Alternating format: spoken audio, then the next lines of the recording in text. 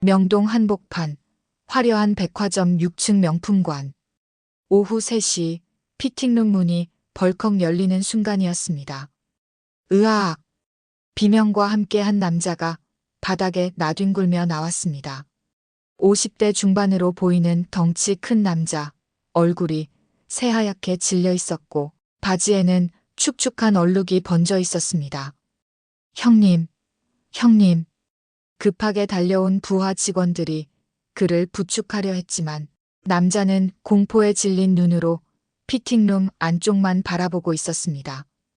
그 문 앞에 한 여자가 서 있었습니다. 검은색 타이트 스커트에 하얀 블라우스를 입은 30대 초반의 여성이었습니다. 단정하게 올린 머리, 우아한 미소, 백화점 직원 명찰이 그녀의 가슴파리에 반짝이고 있었습니다. 고객님, 옷은 마음에 드셨나요? 차분하고 부드러운 목소리였습니다. 하지만 바닥에 쓰러진 남자는 그녀를 보자마자 뒷걸음질을 쳤습니다. 마치 귀신이라도 본 것처럼 말이죠. 주변 손님들이 수군거리기 시작했습니다. 저 남자 왜 저래? 바지에. 설마 지린 거야? 평범한 직원인데 왜 저렇게 무서워하지? 그렇습니다. 누가 봐도 평범한 백화점 직원처럼 보이는 저 여자가 대체 무슨 일을 벌인 걸까요?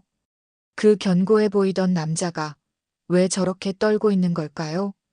여러분, 이 놀라운 반전의 전체 이야기가 궁금하시다면 지금 바로 구독 버튼을 눌러주세요.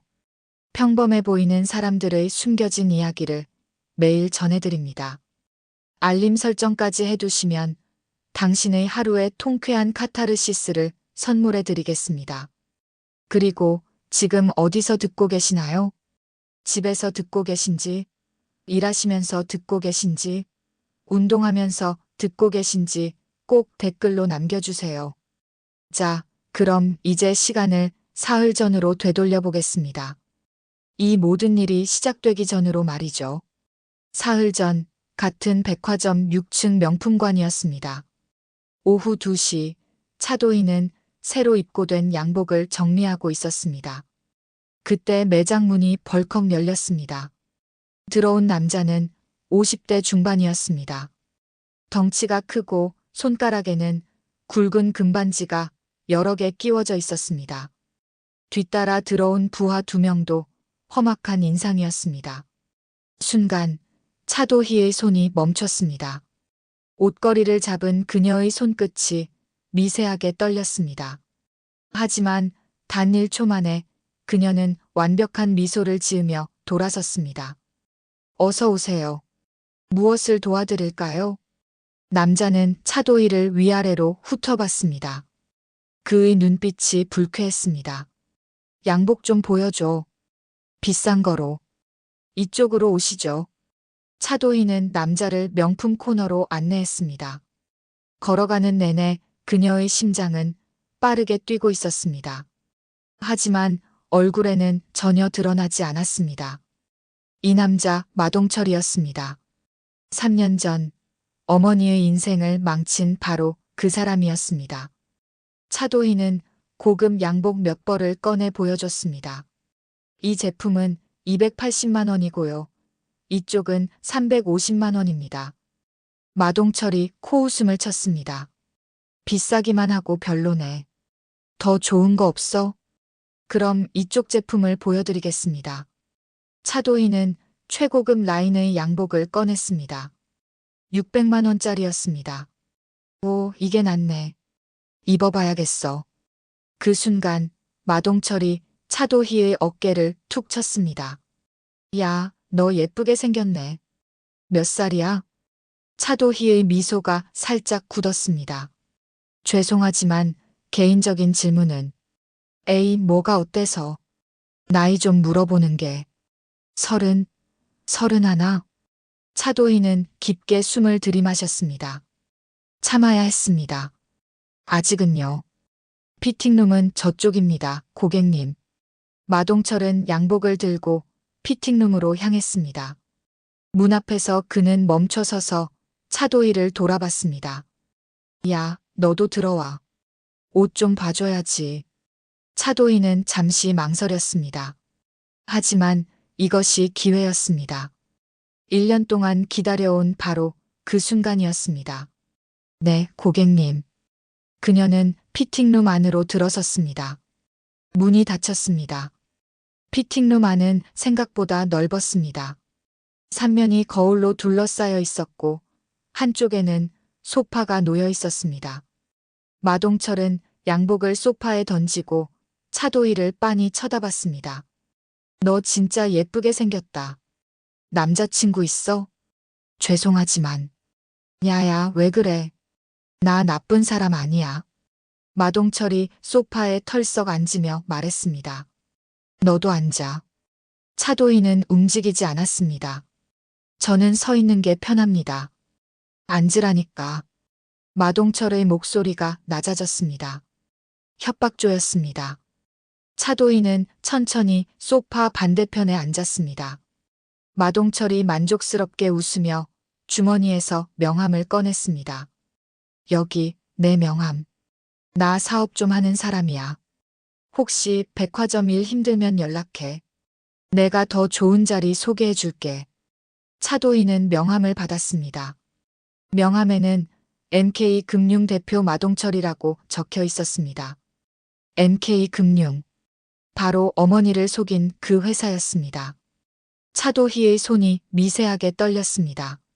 하지만 그녀는 명함을 조심스럽게 받아들었습니다. 감사합니다. 뭐 감사하긴. 나 원래 예쁜 애들 좋아하거든. 특히 너처럼 몸매 좋은 애들. 마동철의 시선이 차도희의 몸을 훑었습니다. 차도희는 눈을 감았습니다. 3년 전 어머니가 이 남자한테서 받았던 모욕이 떠올랐습니다. 어머니는 이 남자 때문에 울었습니다. 밤마다 악몽을 꾸고 가슴이 아파서 잠도 못 잤습니다. 고객님, 양복 구매하시겠습니까? 차도희가 차갑게 물었습니다. 마동철은 재미없다는 듯 콧방귀를 뀌었습니다. 알았어, 알았어. 산다고. 근데 그 전에 하나만 물어볼게. 그는 몸을 앞으로 기울였습니다. 너 혹시 칼국수 파는 아줌마 딸 아니야? 차도희의 심장이 멈췄습니다. 마동철이 비죽 웃었습니다. 맞네. 표정 봐라. 그 아줌마 딸 맞구나. 와, 세상 참 좁다. 차도희는 아무 말도 하지 않았습니다. 그 아줌마 어디 갔어? 요새 안 보이던데. 아, 맞다. 망했지. 내 돈 못 갚아서. 마동철이 낄낄 웃었습니다. 불쌍하게. 근데 말이야. 내 엄마가 나한테 빌린 돈이 얼만지 알아? 5천만 원. 근데 이자 붙여서 1억 5천 되더라고. 결국 가게 넘기고 도망갔지. 차도희는 떨리는 목소리로 물었습니다. 우리 엄마가 뭘 잘못했나요? 잘못? 돈을 못 갚았잖아. 그게 잘못이지. 마동철이 어깨를 으쓱했습니다. 아, 그리고 말이야. 내가 여기서 버는 돈도 결국 내 덕분이야. 내 엄마가 나한테 뜯긴 돈으로 너 여기서 일하는 거잖아. 생각해봐. 내 엄마가 가게 안 망했으면 너 지금 뭐 했겠어? 그는 비웃었습니다. 그러니까 나한테 고마워해야 돼. 내가 내 인생 바꿔준 거야. 그 순간이었습니다. 차도희가 일어났습니다. 그녀의 눈빛이 변했습니다. 더 이상 참을 수 없었습니다. 고객님. 차도희의 목소리는 얼음장처럼 차가웠습니다. 방금 뭐라고 하셨죠? 마동철이 올려다봤습니다. 왜? 기분 나빠? 에이, 농담이야. 농담이요? 차도희가 한 걸음 다가갔습니다. 우리 엄마는 당신 때문에 30년 모은 돈을 다 잃었어요. 심장병까지 생겼고요. 지금도 병원에 누워 계세요. 마동철의 얼굴이 굳었습니다. 야, 너. 그리고 당신은요. 차도희가 그의 앞에 섰습니다. 오늘 제대로 응징당할 거예요. 뭐? 마동철이 일어나려 했습니다. 하지만 차도희가 더 빨랐습니다. 순식간에 차도희의 손이 마동철의 손목을 잡았습니다. 그리고 비틀었습니다. 아야야야. 마동철이 비명을 질렀습니다. 놔라고. 하지만 차도희는 놓지 않았습니다. 그녀의 눈빛은 차갑고 단호했습니다. 제가 누군지 아세요? 차도희가 낮게 말했습니다. 저는 1년 동안 당신을 조사했어요. 당신의 불법 대출, 협박, 폭력, 모든 걸 기록했죠. 그리고 오늘 드디어 직접 응징할 기회가 왔네요. 이년아, 내가 누군지 알아? 알아요. 마동철, 명동 일대에서 노인들 상대로 사기치는 쓰레기죠. 차도희는 마동철의 손목을 더 세게 비틀었습니다. 마동철이 무릎을 꿇었습니다. 으악, 제발. 밖에 부하들 있죠? 불러보세요. 야, 들어와. 마동철이 소리쳤습니다. 문이 벌컥 열리며 부하 2명이 들어왔습니다. 형님. 그들이 차도희에게 달려들었습니다. 차도희는 마동철을 밀어내고 부하들을 맞이했습니다. 첫 번째 부하의 주먹이 날아왔습니다. 차도희는 고개를 살짝 틀어 피하고 그의 턱을 주먹으로 가격했습니다. 부하가 비틀거렸습니다. 두 번째 부하가 차도희를 잡으려 했습니다. 차도희는 그의 팔을 잡아 비틀면서 무릎으로 그의 배를 찍었습니다. 부하가 쓰러졌습니다. 3초. 단 3초 만에 2명이 모두 바닥에 나뒹굴고 있었습니다. 마동철은 그 광경을 보고 입이 딱 벌어졌습니다. 너 대체 뭐야? 차도희가 천천히 그에게 다가갔습니다. 저요? 저는 해외에서 5년 동안 경호 일을 했어요. 대통령급 인사를 지키는 일이었죠. 그러니까 당신 부하 2명 정도는 문제 없어요. 마동철의 얼굴이 새하얗게 변했습니다. 이제 본격적으로 시작할까요? 차도희가 섬뜩하게 미소 지으며 말했습니다. 마동철은 재미없다는 듯 콧방귀를 뀌었습니다. 알았어. 산다고. 근데 그 전에 하나만 물어볼게. 그는 몸을 앞으로 기울이며 차도희에게 더 가까이 다가왔습니다. 숨결이 느껴질 정도로 가까웠습니다. 너 혹시 칼국수 파는 아줌마 딸 아니야? 3년 전에 명동 지하에서 가게 하던 그 아줌마. 차도희의 심장이 멈췄습니다. 순간 그녀의 얼굴에서 모든 표정이 사라졌습니다. 완벽하게 만들어진 미소가 얼어붙었습니다. 마동철이 무릎을 탁 치며 웃었습니다. 맞네. 표정 봐라. 그 아줌마 딸 맞구나. 와, 세상 참 좁다. 박순자였나? 그래, 박순자. 그 아줌마가 내 엄마지. 차도희는 아무 말도 하지 않았습니다. 그저 마동철을 차갑게 바라볼 뿐이었습니다. 아이고, 그 아줌마 어디 갔어? 요새 푸드코트에서 안 보이던데. 아, 맞다. 마동철이 손뼉을 쳤습니다. 망했지. 내 돈 못 갚아서. 가게 넘기고 어디론가 사라졌더라. 쯧쯧 불쌍하게. 그는 전혀 미안해하는 기색이 없었습니다. 오히려 즐기고 있었습니다.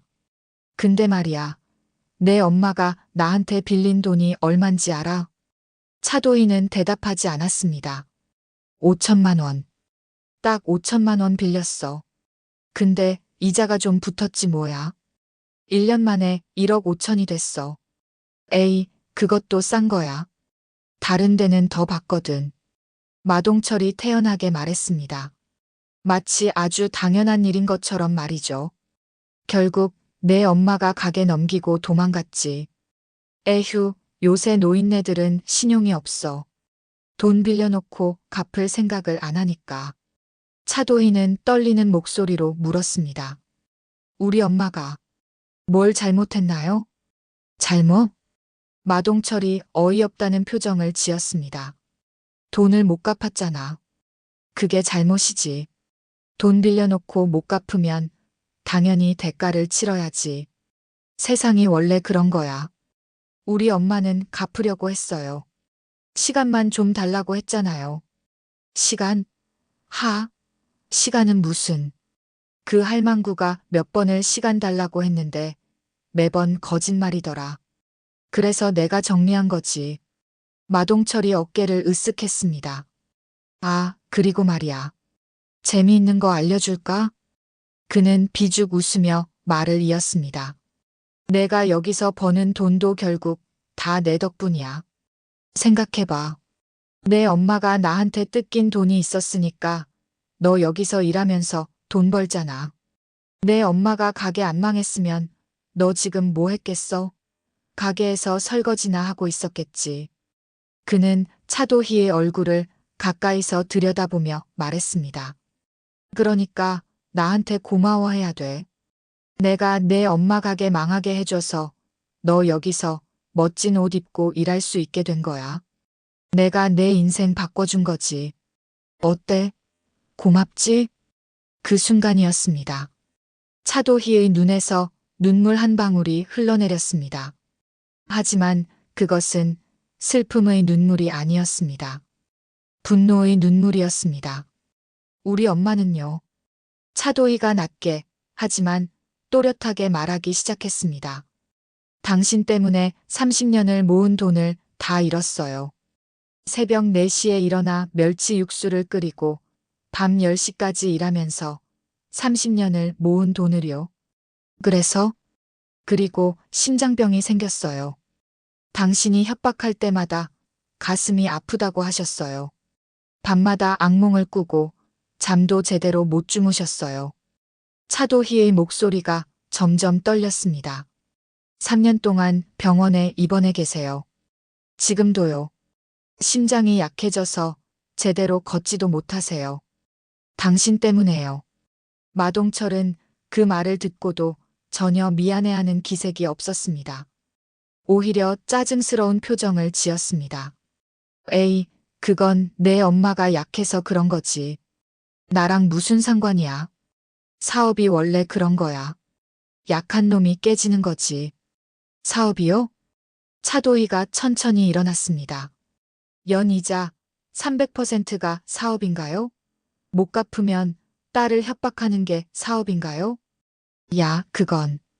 우리 엄마가 돈을 못 갚으니까 당신이 뭐라고 했는지 아세요? 차도희는 주머니에서 휴대폰을 꺼냈습니다.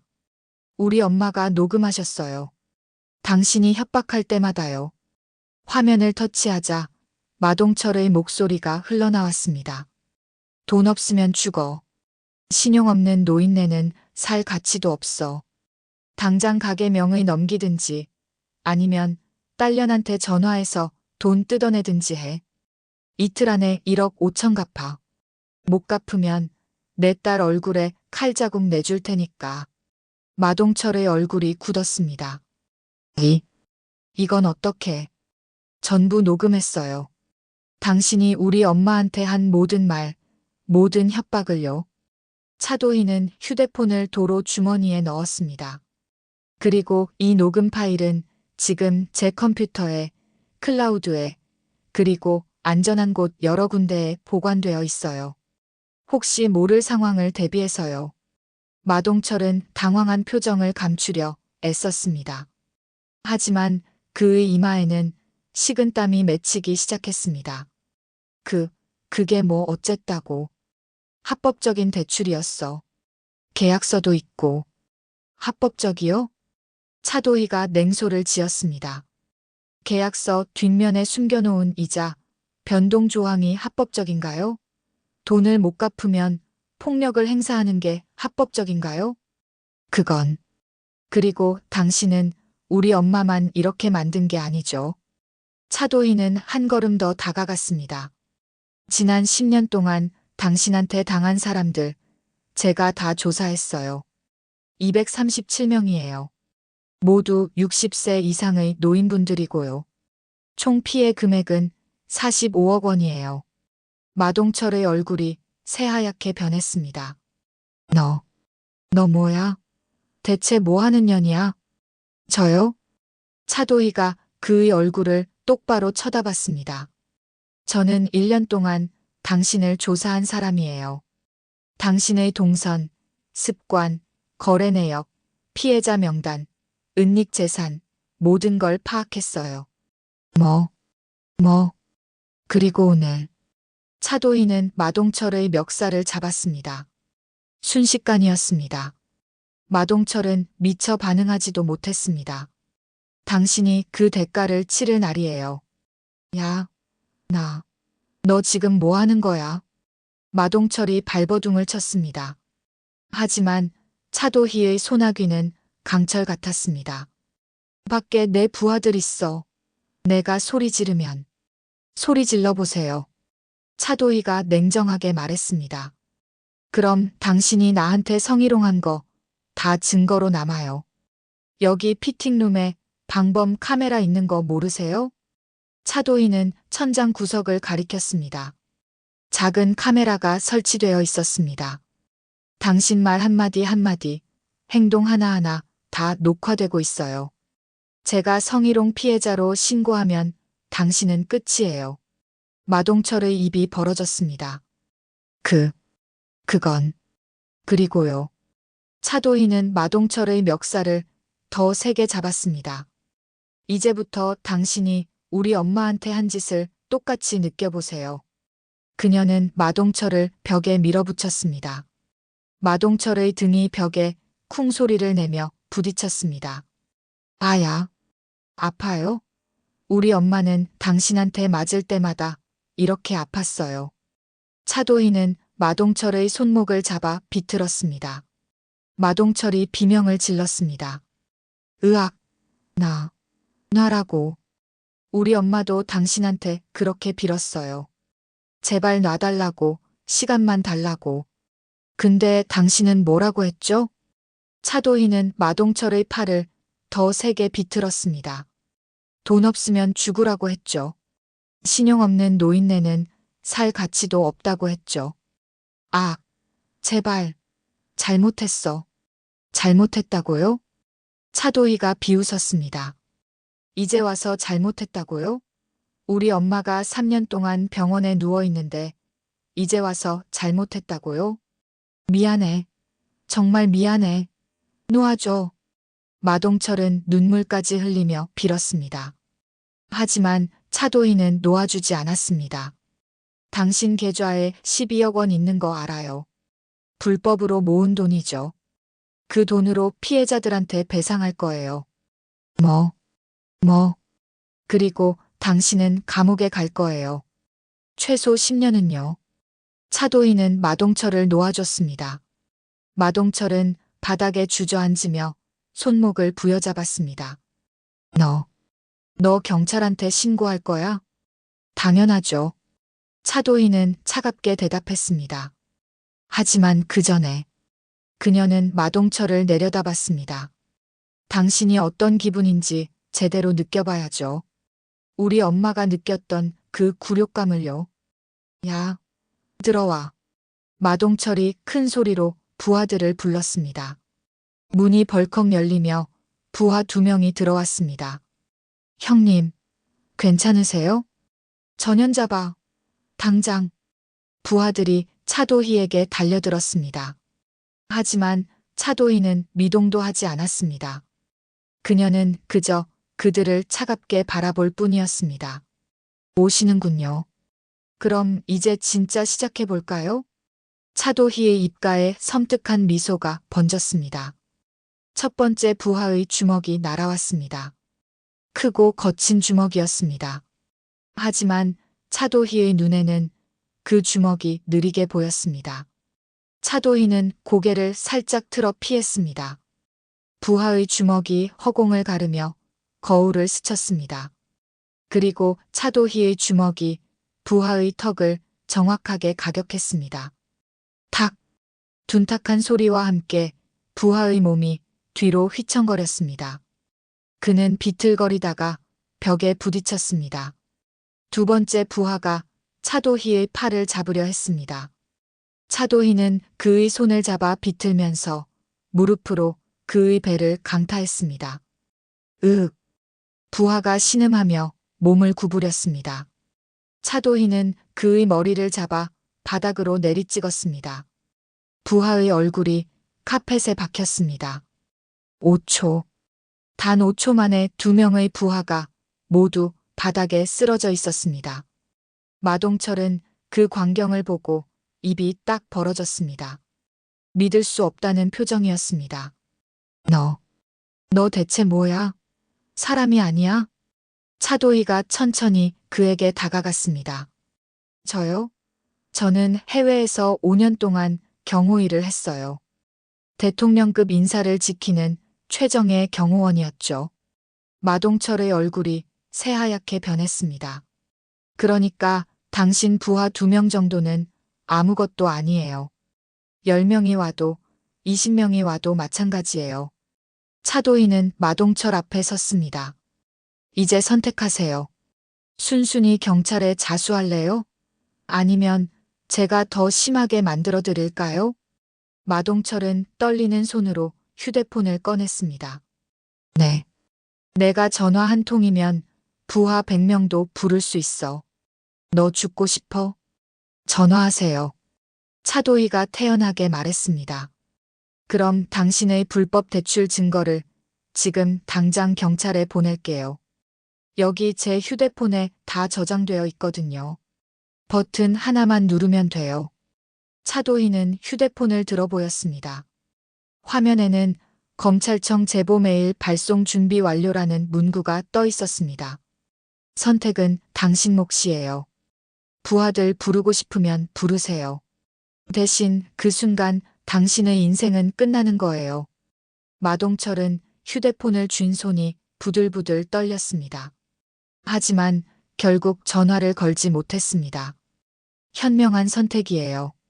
차도희는 마동철의 휴대폰을 빼앗았습니다. 이제 나가세요. 그리고 기다리세요. 곧 경찰이 당신을 찾아갈 거예요. 너 정말 경찰한테 신고할 거야? 당연하죠. 당신 같은 쓰레기는 반드시 법의 심판을 받아야 해요. 마동철은 비틀거리며 일어났습니다. 부하 2명도 신음하며 일어났습니다. 나 나갈게. 근데 너 뭔가 할 말이 있으세요? 차도희가 차갑게 물었습니다. 마동철은 입을 벙긋거리다가 결국 아무 말도 하지 못했습니다. 그는 부하들을 이끌고 피팅룸을 나갔습니다. 문이 닫히고 피팅룸은 다시 고요해졌습니다.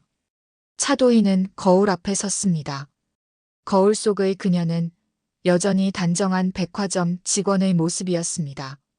하지만 그녀의 눈빛은 달랐습니다. 차갑고 단호하고 결연한 눈빛이었습니다. 이제 시작이야. 차도희는 작게 중얼거렸습니다. 복수의 서막이 오른 것입니다. 차도희는 피팅룸을 나와 매장으로 돌아왔습니다. 다른 직원 한 명이 카운터에서 고개를 들었습니다. 20대 후반으로 보이는 여직원이었습니다. 도희 씨, 괜찮아요? 아까 피팅룸에서 무슨 소리 났던 것 같은데. 차도희는 환하게 웃었습니다. 마치 아무 일도 없었던 것처럼 말이죠. 아, 고객님이 옷 입으시다가 넘어지셨어요. 괜찮다고 하시던데요. 그래요? 다치신 건 아니고요? 네, 괜찮으세요. 차도희는 자연스럽게 대답하고 진열대로 향했습니다. 그녀는 옷을 정리하기 시작했습니다. 손끝 하나 떨리지 않았습니다. 마치 방금 전 일이 없었던 것처럼 차분했습니다. 마동철과 부하들은 매장 밖으로 나갔습니다. 마동철의 얼굴은 창백했고 부하들은 코를 감싸고 비틀거리고 있었습니다. 복도 끝에서 또 다른 부하 한 명이 그들을 기다리고 있었습니다. 형님, 왜 이렇게 늦으셨어요? 연락도 안 받으시고. 형님, 얼굴이 왜 그래요? 마동철은 그를 밀쳤습니다. 닥쳐. 빨리 차 빼. 네. 무슨 일 있으세요? 빨리 하라고. 마동철이 소리를 질렀습니다. 그의 목소리는 떨리고 있었습니다. 부하는 당황하며 고개를 끄덕였습니다. 네 명은 급하게 엘리베이터로 향했습니다. 엘리베이터 안에서 부하 한 명이 조심스럽게 물었습니다. 형님, 저 여자가 뭐 했길래 그래요? 우리가 다시 올라가서. 닥쳐. 마동철이 버럭 소리를 질렀습니다. 그녀는 건드리면 안 돼. 절대로. 네. 왜요? 그녀는 보통 년이 아니야. 마동철의 손이 떨리고 있었습니다. 코피를 흘린 부하들도 고개를 숙이고 있었습니다. 엘리베이터가 1층에 도착했습니다. 문이 열리자 마동철은 급하게 밖으로 나갔습니다. 그는 뒤도 돌아보지 않고 백화점을 빠져나갔습니다. 주차장으로 향하는 내내 마동철의 머릿속은 복잡했습니다. 저 여자가 누구지? 어떻게 내 과거를 다 알고 있지? 녹음 파일은 진짜인가? 정말 경찰에 신고할 건가? 차에 탄 마동철은 부하들에게 말했습니다. 저 여자 조사해. 이름, 나이, 사는 곳, 가족, 전부 다 알아내. 네, 형님. 그리고 조용히 해. 절대 건드리지 말고. 알았지? 알겠습니다. 차가 출발했습니다. 하지만 마동철의 불안감은 가시지 않았습니다. 그날 밤 마동철은 명동의 한 고급 술집에 있었습니다. 그는 혼자 위스키를 마시며 생각에 잠겨 있었습니다. 낮에 있었던 일이 계속 머릿속을 맴돌았습니다. 형님, 부하 한 명이 다가왔습니다. 저 여자 조사했습니다. 그래, 뭐래? 이름은 차도희, 32살입니다. 1년 전부터 저 백화점에서 일하고 있고요. 그 전에는 해외에 있었대요. 해외? 네. 정확한 건 모르겠는데 경호 일을 했다는 얘기가 있습니다. 마동철의 얼굴이 굳었습니다. 경호? 네. 확실하지는 않지만 그런 소문이 있대요. 그래서 그렇게 싸움을 잘했구나. 마동철은 잔을 단숨에 비웠습니다. 가족은? 어머니가 박순자 씨입니다. 3년 전에 명동 푸드코트에서 칼국수 가게 하시던 분이고요. 형님한테서 대출 받으셨던. 알아. 마동철이 손을 저으며 말을 끊었습니다. 그 여자가 그 아줌마 딸이었구나. 그래서 나한테 복수하려고. 마동철은 잠시 생각에 잠겼습니다. 그 여자 어머니는 지금 어디 있어? 병원에 입원해 계신다고 합니다. 심장병으로요.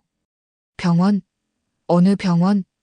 부하가 메모지를 꺼내 읽었습니다. 서울대학교 병원입니다. 마동철은 고개를 끄덕였습니다. 그리고 비릿한 미소를 지었습니다. 그래. 그럼 방법이 있겠네. 형님, 그 여자가 나한테 증거가 있다고? 경찰에 신고하겠다고? 좋아. 마동철은 다시 술을 따라 마셨습니다. 그럼 나도 카드가 있어. 그 여자 어머니를 이용하면 돼. 어떻게요? 병원에 사람 보내. 그 아줌마한테 경고해. 딸년이 나한테 이상한 짓 하면 어머니가 다칠 거라고. 부하는 잠시 망설였습니다. 형님, 그건 좀. 뭐가? 병원에 있는 환자를 협박하는 건 너무 위험합니다. 요새 병원 방범 카메라도 많고. 마동철은 짜증스럽게 손을 저었습니다. 그럼 다른 방법으로 해. 전화로 하든지 아니면 딸년한테 직접 경고하든지. 알겠습니다. 부하가 물러났습니다. 마동철은 혼자 남아 계속 술을 마셨습니다. 하지만 불안감은 가시지 않았습니다. 낮에 본 차도희의 차가운 눈빛이 계속 떠올랐습니다. 다음 날 아침 차도희는 평소처럼 출근했습니다. 매장을 청소하고 옷을 정리하고 손님을 맞을 준비를 했습니다.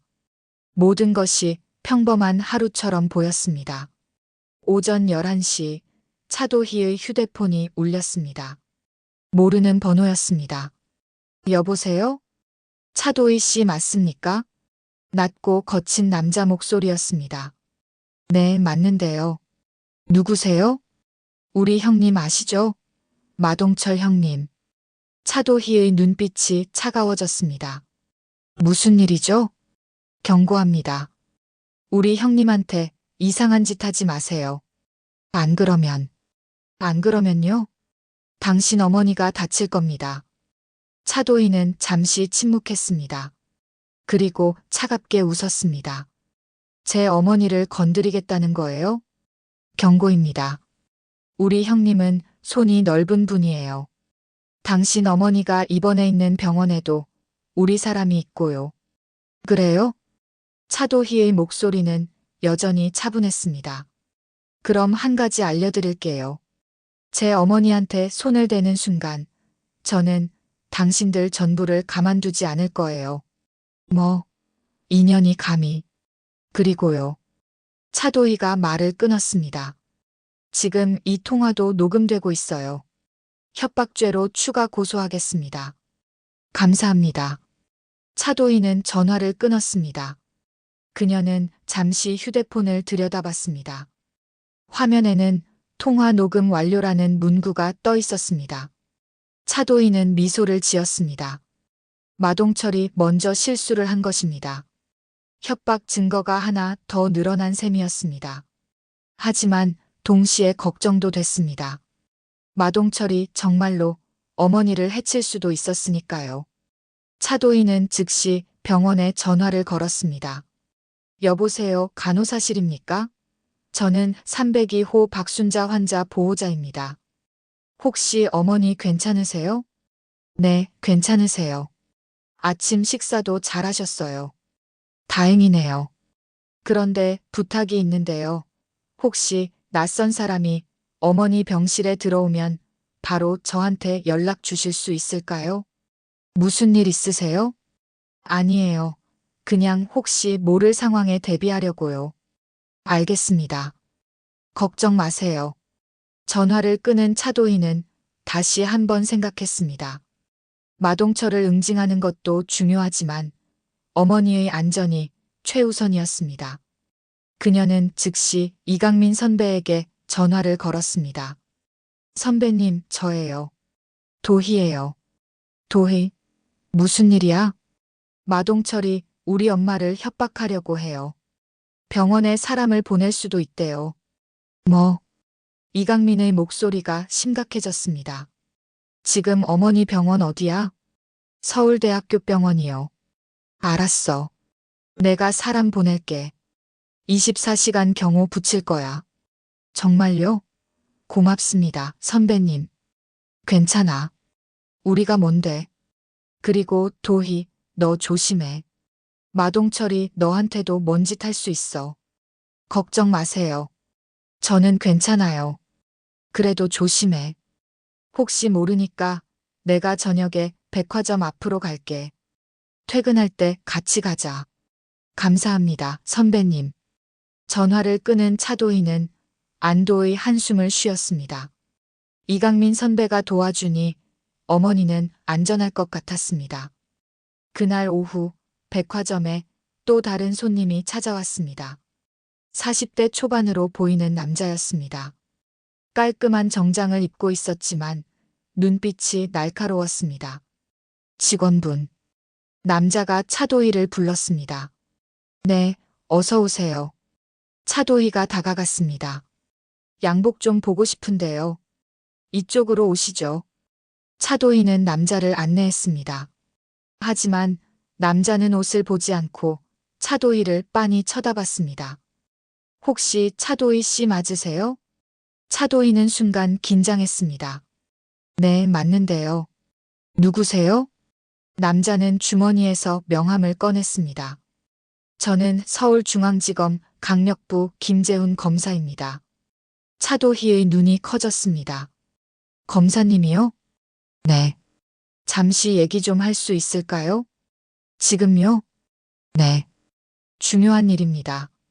차도희는 주변을 둘러봤습니다. 다행히 손님이 별로 없었습니다. 잠깐만 기다려주세요. 차도희는 동료에게 말하고 김재훈 검사와 함께 매장 밖으로 나왔습니다. 복도 끝 조용한 곳으로 갔습니다. 무슨 일로 오셨나요? 마동철이라는 사람 아시죠? 네, 압니다. 그 사람이 오늘 아침 우리 검찰청에 고소장을 제출했습니다. 고소장이요? 네. 차도희 씨가 자신을 폭행하고 협박했다는 내용입니다. 차도희는 잠시 당황했지만 곧 침착함을 되찾았습니다. 그건 사실이 아닙니다. 오히려 마동철이 저를 성희롱했고 저는 정당방위를 했을 뿐입니다. 알고 있습니다. 김재훈 검사가 말했습니다. 저도 마동철의 과거 기록을 봤습니다. 불법 대출, 협박, 폭력, 전과가 여러 건 있더군요. 그래서 제가 먼저 차도희 씨를 찾아온 겁니다. 혹시 마동철에 대한 증거가 있으신가요? 차도희는 잠시 망설였습니다. 그리고 결심했습니다. 네, 있습니다. 어떤 증거죠? 마동철의 불법 대출 기록, 협박 녹음 파일, 피해자 명단, 모든 게 있습니다. 김재훈 검사의 눈이 반짝였습니다. 정말입니까? 네. 제가 1년 동안 조사했습니다. 대단하시네요. 그 자료를 저희한테 제공해 주실 수 있겠습니까? 차도희는 고개를 끄덕였습니다. 네, 드리겠습니다. 하지만 한 가지 조건이 있습니다. 조건이요? 제 어머니를 보호해 주세요. 마동철이 어머니를 협박하려고 합니다. 김재훈 검사는 진지한 표정으로 고개를 끄덕였습니다. 알겠습니다. 경찰에 요청해서 보호 조치를 취하겠습니다. 그리고 차도희 씨도 조심하세요. 마동철은 위험한 사람입니다. 감사합니다, 검사님. 그럼 내일 검찰청으로 오실 수 있겠습니까? 정식으로 진술을 받고 증거를 제출받겠습니다. 네, 가겠습니다. 두 사람은 명함을 교환했습니다. 김재훈 검사는 차도희의 어깨를 가볍게 두드렸습니다. 용기 내주셔서 감사합니다. 차도희 씨 같은 분이 계셔서 우리 사회가 조금씩 나아지는 겁니다. 아니에요. 당연한 일을 했을 뿐입니다. 김재훈 검사가 떠나고 차도희는 매장으로 돌아왔습니다. 그녀의 가슴이 뛰고 있었습니다. 검찰이 움직이기 시작했습니다. 마동철의 끝이 다가오고 있었습니다. 하지만 동시에 긴장감도 높아졌습니다. 마동철이 최후의 발악을 할 수도 있었으니까요. 차도희는 깊게 숨을 들이마셨습니다. 이제 정말 시작이야. 그녀는 작게 중얼거렸습니다. 결전의 날이 다가오고 있었습니다. 그날 밤 차도희는 퇴근길이었습니다. 오후 9시 백화점 직원 전용 출구로 나섰습니다. 명동 뒷골목이었습니다.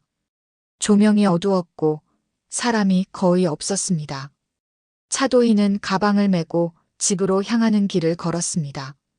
이강민 선배가 오기로 했지만 업무 때문에 늦는다는 연락을 받았습니다. 괜찮아요, 선배님. 저 혼자 갈 수 있어요. 차도희는 그렇게 대답했지만 사실 긴장하고 있었습니다. 마동철이 가만히 있을 리 없었으니까요. 골목 중간쯤 왔을 때였습니다. 앞에서 누군가 나타났습니다. 마동철이었습니다. 하지만 이번에는 혼자가 아니었습니다. 뒤에 부하들이 10명도 넘게 서 있었습니다. 모두 흉기를 들고 있었습니다. 쇠파이프, 야구 방망이, 심지어 전기 충격기까지요. 차도희는 멈춰 섰습니다. 뒤를 돌아보니 그쪽에서도 남자 5명이 나타났습니다. 앞뒤가 막힌 것입니다. 또 오셨네요. 차도희가 담담하게 말했습니다. 마동철이 비죽 웃었습니다. 그의 얼굴에는 복수심이 가득했습니다. 이번엔 달라. 내가 제대로 준비했거든. 너 같은 년은 이렇게 해야 돼. 준비요? 그래. 너 혼자고 우린 15명이야. 내가 아무리 경호원 출신이라도 15명은 못 당하지. 오늘은 내가 무슨 짓을 해도 소용없어. 마동철이 손가락을 튕겼습니다. 덤벼.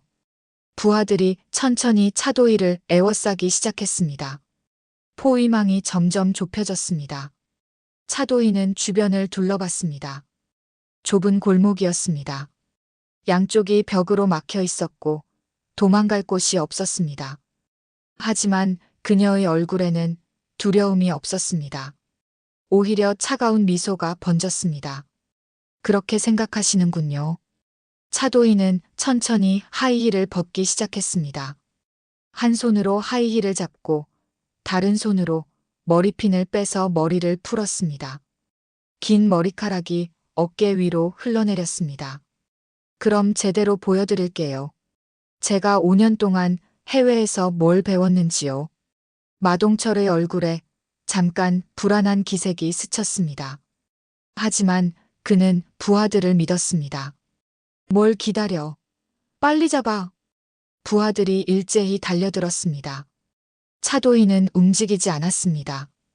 그녀는 눈을 감았습니다. 그리고 깊게 숨을 들이마셨습니다. 마치 명상을 하듯이 말이죠. 1초. 차도희의 눈이 번쩍 떠졌습니다. 첫 번째 부하의 야구 방망이가 날아왔습니다. 크고 무거운 방망이였습니다. 하지만 차도희의 눈에는 그 방망이가 느리게 보였습니다. 차도희는 고개를 살짝 틀어 피했습니다. 방망이가 그녀의 귀를 스치며 지나갔습니다. 그리고 차도희의 주먹이 부하의 턱을 정확히 가격했습니다. 탁! 부하의 몸이 뒤로 휘청거렸습니다. 그는 비틀거리다가 벽에 부딪혀 쓰러졌습니다. 두 번째 부하가 쇠파이프를 휘둘렀습니다. 차도희는 손으로 파이프를 잡아챘습니다. 맨손으로 말이죠. 부하가 놀라서 파이프를 놓지 않으려 했지만 차도희가 더 세게 잡아당겼습니다. 파이프가 부하의 손에서 빠져나왔습니다. 차도희는 그 파이프로 부하의 무릎을 가격했습니다. 으악! 부하가 비명을 지르며 쓰러졌습니다. 세 번째 부하가 전기 충격기를 휘둘렀습니다. 찌지직 소리가 나며 파란 불꽃이 튀었습니다. 위험한 무기였습니다. 차도희는 그의 손목을 잡아 비틀었습니다. 부하의 몸이 앞으로 쏠렸습니다. 그 순간 차도희는 전기 충격기를 그 자신의 목에 갖다 댔습니다. 찌지직, 으윽. 부하가 경련을 일으키며 쓰러졌습니다. 10초. 3명이 쓰러졌습니다. 나머지 부하들이 움찔했습니다. 하지만 마동철이 소리쳤습니다. 이 겁쟁이 새끼들. 다 달려들라고. 전현 혼자고 우린 12명이나 남았어. 부하들이 용기를 내어 다시 달려들었습니다. 네 번째, 다섯 번째 부하가 동시에 공격했습니다. 차도희는 빼앗은 쇠파이프로 하나를 막고 발차기로 다른 하나를 제압했습니다. 여섯 번째 부하가 뒤에서 차도희의 목을 조르려 했습니다.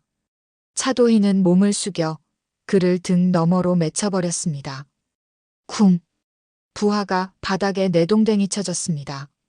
일곱 번째, 여덟 번째 부하가 함께 쇠파이프를 휘둘렀습니다. 차도희는 몸을 돌려 두 개의 파이프를 동시에 피했습니다. 그리고 회전 발차기로 두 명을 한꺼번에 날려버렸습니다. 20초. 8명이 쓰러졌습니다. 아홉 번째 부하가 칼을 꺼냈습니다. 작은 단도였지만 날카로웠습니다. 인연 가만 안 둬. 그가 칼을 휘두르며 달려들었습니다. 차도희는 옆으로 몸을 틀었습니다. 칼이 그녀의 블라우스를 스쳤습니다. 천이 찢어지는 소리가 났습니다. 하지만 차도희는 다치지 않았습니다. 차도희는 부하의 팔을 잡아 꺾었습니다. 뚝! 관절이 빠지는 소리가 났습니다. 으악! 부하가 비명을 질렀습니다. 칼이 바닥에 떨어졌습니다. 차도희는 그를 밀어 벽에 부딪히게 했습니다. 10번째, 11번째 부하가 함께 덤벼들었습니다. 이들은 조금 더 신중했습니다. 한 명은 앞에서, 한 명은 옆에서 공격했습니다. 차도희는 앞의 부하를 주먹으로 가격하고 옆의 부하를 발로 차냈습니다. 두 명이 동시에 쓰러졌습니다. 30초. 11명이 쓰러졌습니다. 남은 건 4명이었습니다. 그들은 이미 겁을 먹고 있었습니다. 뒷걸음질을 치고 있었습니다. 도망가. 한 명이 소리치며 뛰기 시작했습니다. 하지만 차도희가 더 빨랐습니다. 그녀는 달려가서 그의 다리를 걸었습니다. 부하가 바닥에 고꾸라졌습니다. 나머지 3명도 뿔뿔이 흩어지려 했습니다. 하지만 차도희는 하나씩 쫓아가서 제압했습니다. 40초. 모든 부하가 바닥에 쓰러져 있었습니다. 차도희는 숨 하나 흐트러지지 않았습니다. 그녀의 이마에 땀 한 방울 없었습니다. 오직 찢어진 블라우스 소매만이 방금 전 전투가 있었음을 증명하고 있었습니다. 마동철은 벽에 등을 기댄 채 서 있었습니다. 그의 얼굴은 새하얗게 질려 있었고 다리가 후들거리고 있었습니다. 너 괴물이야. 사람이 아니야. 차도희가 천천히 그에게 다가갔습니다. 맨발이었지만 그녀의 걸음걸이는 당당했습니다. 마치 무대를 걷는 모델처럼 우아했습니다. 괴물이요? 차도희가 차갑게 웃었습니다. 아니에요. 저는 그냥 제대로 배운 사람일 뿐이에요. 해외에서 5년 동안 최정예 경호원들한테 훈련받았거든요. 그럼 너. 네, 이제야 알아채셨나요? 차도희는 마동철의 멱살을 잡았습니다. 저는 대통령급 인사를 지키던 사람이에요.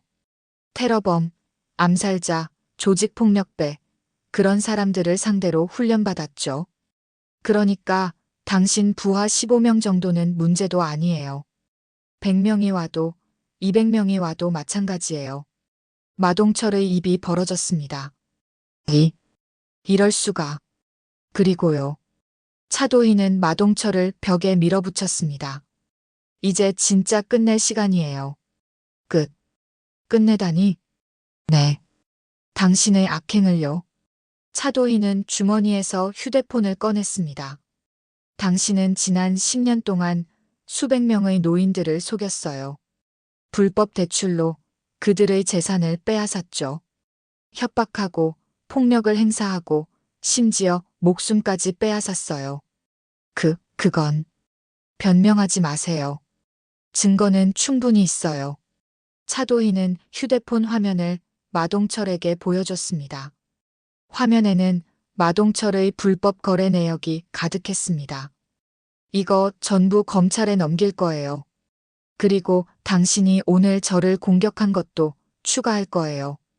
흉기를 들고 15명이 한 사람을 공격했으니 특수폭행죄가 추가되겠네요.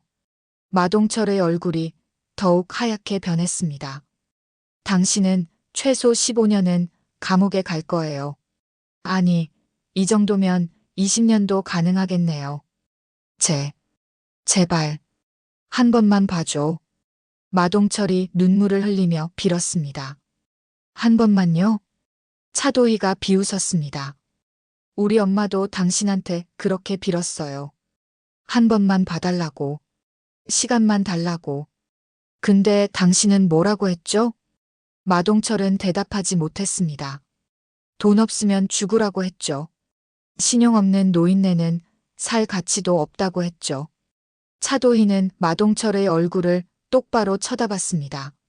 이제 당신이 느껴보세요. 우리 엄마가 느꼈던 그 절망감을요. 그녀는 마동철을 바닥에 내동댕이 쳤습니다. 마동철이 쿵 하고 넘어지면서 신음했습니다. 차도희는 그의 위에 무릎을 올렸습니다. 당신이 빼앗아간 돈 전부 돌려받을 거예요. 당신이 숨겨놓은 12억 원 전부 압류될 거예요. 그리고 피해자들한테 배상될 거예요. 뭐라고? 놀라셨나요? 제가 1년 동안 뭘 했는지 아세요? 당신의 모든 재산을 추적했어요. 은행 계좌, 부동산, 명의 신탁, 해외 계좌까지요. 전부 다 파악했어요. 마동철의 눈이 커졌습니다. 이럴 수가. 그리고요. 차도희는 마동철의 귀에 속삭였습니다. 내일 아침이면 경찰이 올 거예요. 당신을 체포하러요. 구속영장도 이미 발부됐을 거예요. 마동철의 몸이 떨렸습니다. 그리고 갑자기 이상한 냄새가 났습니다. 차도희는 눈살을 찌푸렸습니다. 설마. 마동철의 바지에는 축축한 얼룩이 번지고 있었습니다.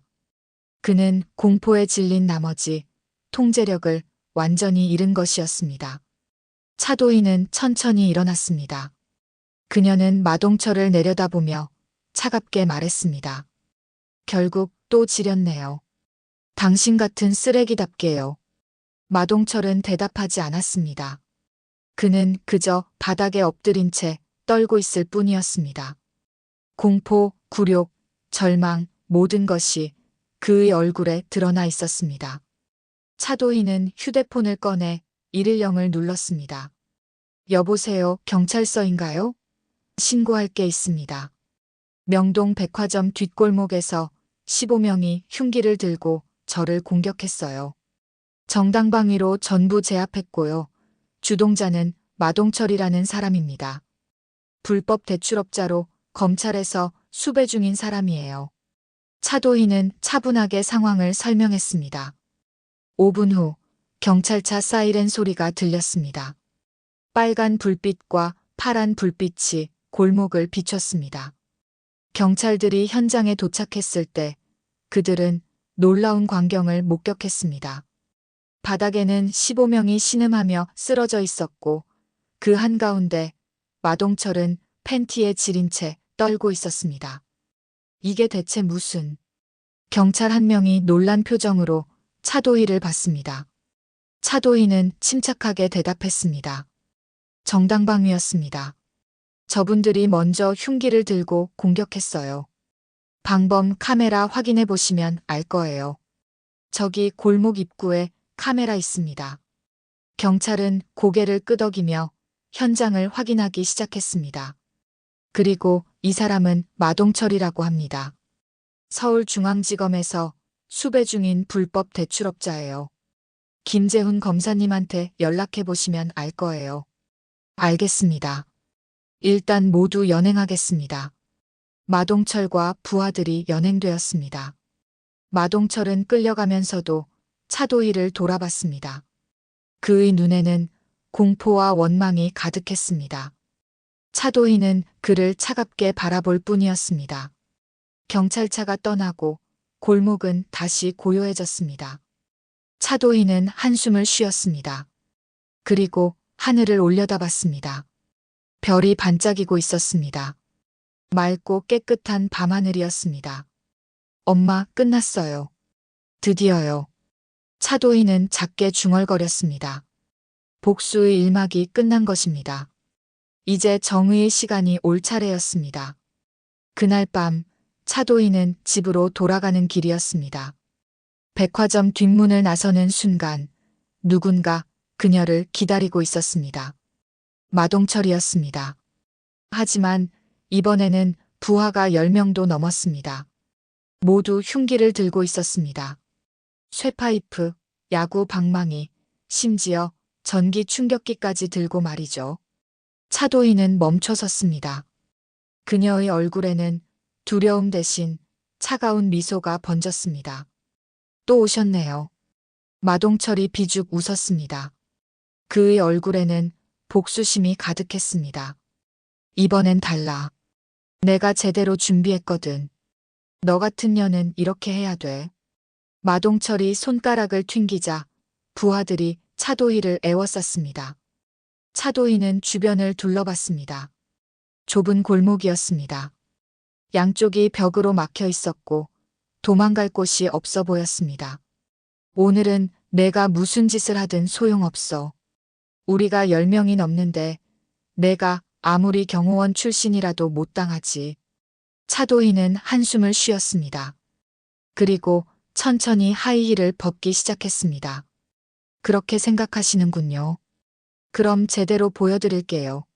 마동철이 부하들에게 고개를 끄덕였습니다. 덤벼. 부하들이 일제히 달려들었습니다. 차도희는 움직이지 않았습니다. 그녀는 눈을 감았습니다. 그리고 깊게 숨을 들이마셨습니다. 1초. 차도희의 눈이 번쩍 떠졌습니다. 첫 번째 부하의 야구 방망이가 날아왔습니다. 차도희는 고개를 살짝 틀어 피하면서 그의 턱을 주먹으로 정확히 가격했습니다. 부하의 몸이 뒤로 휘청거렸습니다. 두 번째 부하의 쇠파이프를 손으로 잡아 빼앗고 그 파이프로 그의 무릎을 가격했습니다. 부하가 비명을 지르며 쓰러졌습니다.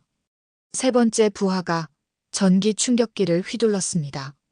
차도희는 그의 손목을 잡아 비틀면서 전기 충격기를 그 자신의 목에 갖다 댔습니다. 찌지직 전기가 흐르는 소리와 함께 부하가 경련을 일으키며 쓰러졌습니다.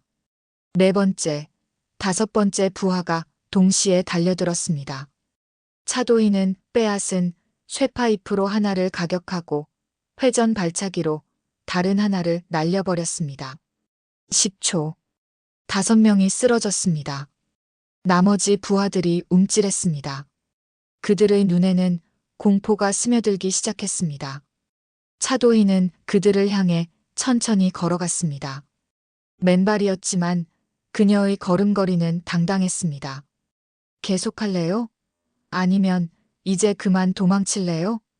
부하들이 뒤로 물러났습니다. 하지만 마동철이 소리쳤습니다. 이 겁쟁이 새끼들. 다 달려들라고. 전현 혼자고 우린 10명이야. 부하들이 다시 용기를 내어 달려들었습니다. 하지만 차도희는 이미 그들의 움직임을 읽고 있었습니다. 여섯 번째 부하가 쇠파이프를 휘둘렀습니다. 차도희는 몸을 낮춰 피하면서 그의 발목을 걸어 넘어뜨렸습니다. 부하가 바닥에 얼굴을 박으며 쓰러졌습니다. 일곱 번째 부하가 뒤에서 차도희를 잡으려 했습니다. 차도희는 뒤를 돌아보지도 않고 뒤꿈치로 그의 명치를 가격했습니다. 부하가 숨을 헐떡이며 무릎을 꿇었습니다. 여덟 번째, 아홉 번째 부하가 함께 덤벼들었습니다. 차도희는 한 명의 팔을 잡아 꺾으면서 다른 한 명을 그 위로 던져버렸습니다. 두 명이 엉켜서 쓰러졌습니다. 마지막 10번째 부하는 이미 겁을 먹고 뒷걸음질을 치고 있었습니다. 차도희가 그를 향해 한 걸음 다가가자 그는 비명을 지르며 도망쳤습니다. 30초. 모든 부하가 바닥에 쓰러져 있었습니다. 차도희는 숨 하나 흐트러지지 않았습니다. 그녀는 천천히 마동철을 향해 걸어갔습니다. 마동철은 뒷걸음질을 쳤습니다. 그의 얼굴은 새하얗게 질려 있었고 다리가 후들거렸습니다. 너 괴물이야. 사람이 아니야. 괴물이요? 차도희가 차갑게 웃었습니다. 아니에요. 저는 그냥 제대로 배운 사람일 뿐이에요. 해외에서 5년 동안 최고의 경호원들한테 훈련받았거든요. 대통령급 인사를 지키는 사람들한테요. 마동철의 입이 벌어졌습니다.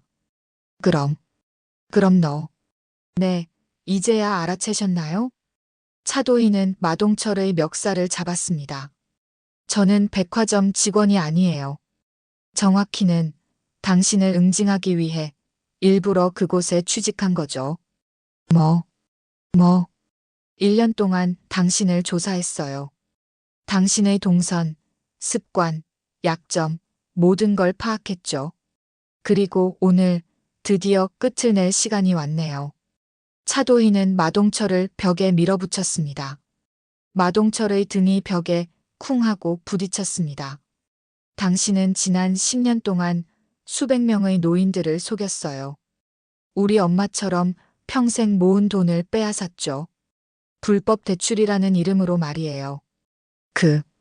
그건 사업이었어. 합법적이라고요? 차도희가 비웃었습니다. 연이자 300%가 합법적인가요? 갚지 못하면 폭력을 행사하는 게 합법적인가요? 노인들을 협박해서 집과 가게를 빼앗는 게 합법적인가요? 마동철은 대답하지 못했습니다. 차도희는 그의 얼굴을 똑바로 쳐다봤습니다. 당신은 우리 엄마한테 이렇게 말했어요. 돈 없으면 죽으라고. 신용 없는 노인네는 살 가치도 없다고. 기억하세요? 마동철의 입술이 떨렸습니다. 그건 기억 안 나시나요? 제가 녹음 파일 들려드릴까요? 차도희는 주머니에서 휴대폰을 꺼냈습니다. 화면을 터치하자 마동철의 목소리가 흘러나왔습니다. 돈 없으면 죽어. 신용 없는 노인네는 살 가치도 없어. 당장 가게 명의 넘기든지 아니면 딸년한테 전화해서 돈 뜯어내든지 해. 마동철의 얼굴이 하얗게 변했습니다. 이건 어떻게? 우리 엄마가 녹음하셨어요. 당신이 협박할 때마다 말이죠. 그리고 이 녹음 파일은 지금 검찰청에 제출된 상태예요. 차도희의 눈에서 눈물이 흘렀습니다. 하지만 그녀의 목소리는 단호했습니다. 우리 엄마는 당신 같은 쓰레기 때문에 심장병이 생겼어요. 밤마다 악몽을 꾸고 가슴이 아파서 잠도 못 잤어요. 30년을 모은 돈을 하루아침에 잃고 평생 일해온 가게를 빼앗기셨어요. 마동철은 더 이상 말을 잇지 못했습니다. 그리고 당신은 어땠나요? 그 돈으로 명품 사고 고급 양주 마시고 여자들한테 돈 뿌리면서 잘 살았죠? 차도희는 마동철의 멱살을 더 세게 잡았습니다. 이제 당신이 대가를 치를 차례예요. 제대로요. 제발. 한 번만 봐줘. 내가 잘못했어. 한 번만이요? 우리 엄마도 당신한테 그렇게 빌었어요. 한 번만 기다려달라고. 돈 꼭 갚을 테니까 가게만은 빼앗지 말아달라고. 차도희는 마동철을 바닥에 내동댕이 쳤습니다. 마동철이 쿵 하고 넘어지면서 신음했습니다. 근데 당신은 뭐라고 했죠? 노인네가 신용이 없다고. 돈 못 갚으면 죽으라고. 그렇게 말했죠. 차도희는 그의 위에 무릎을 올렸습니다.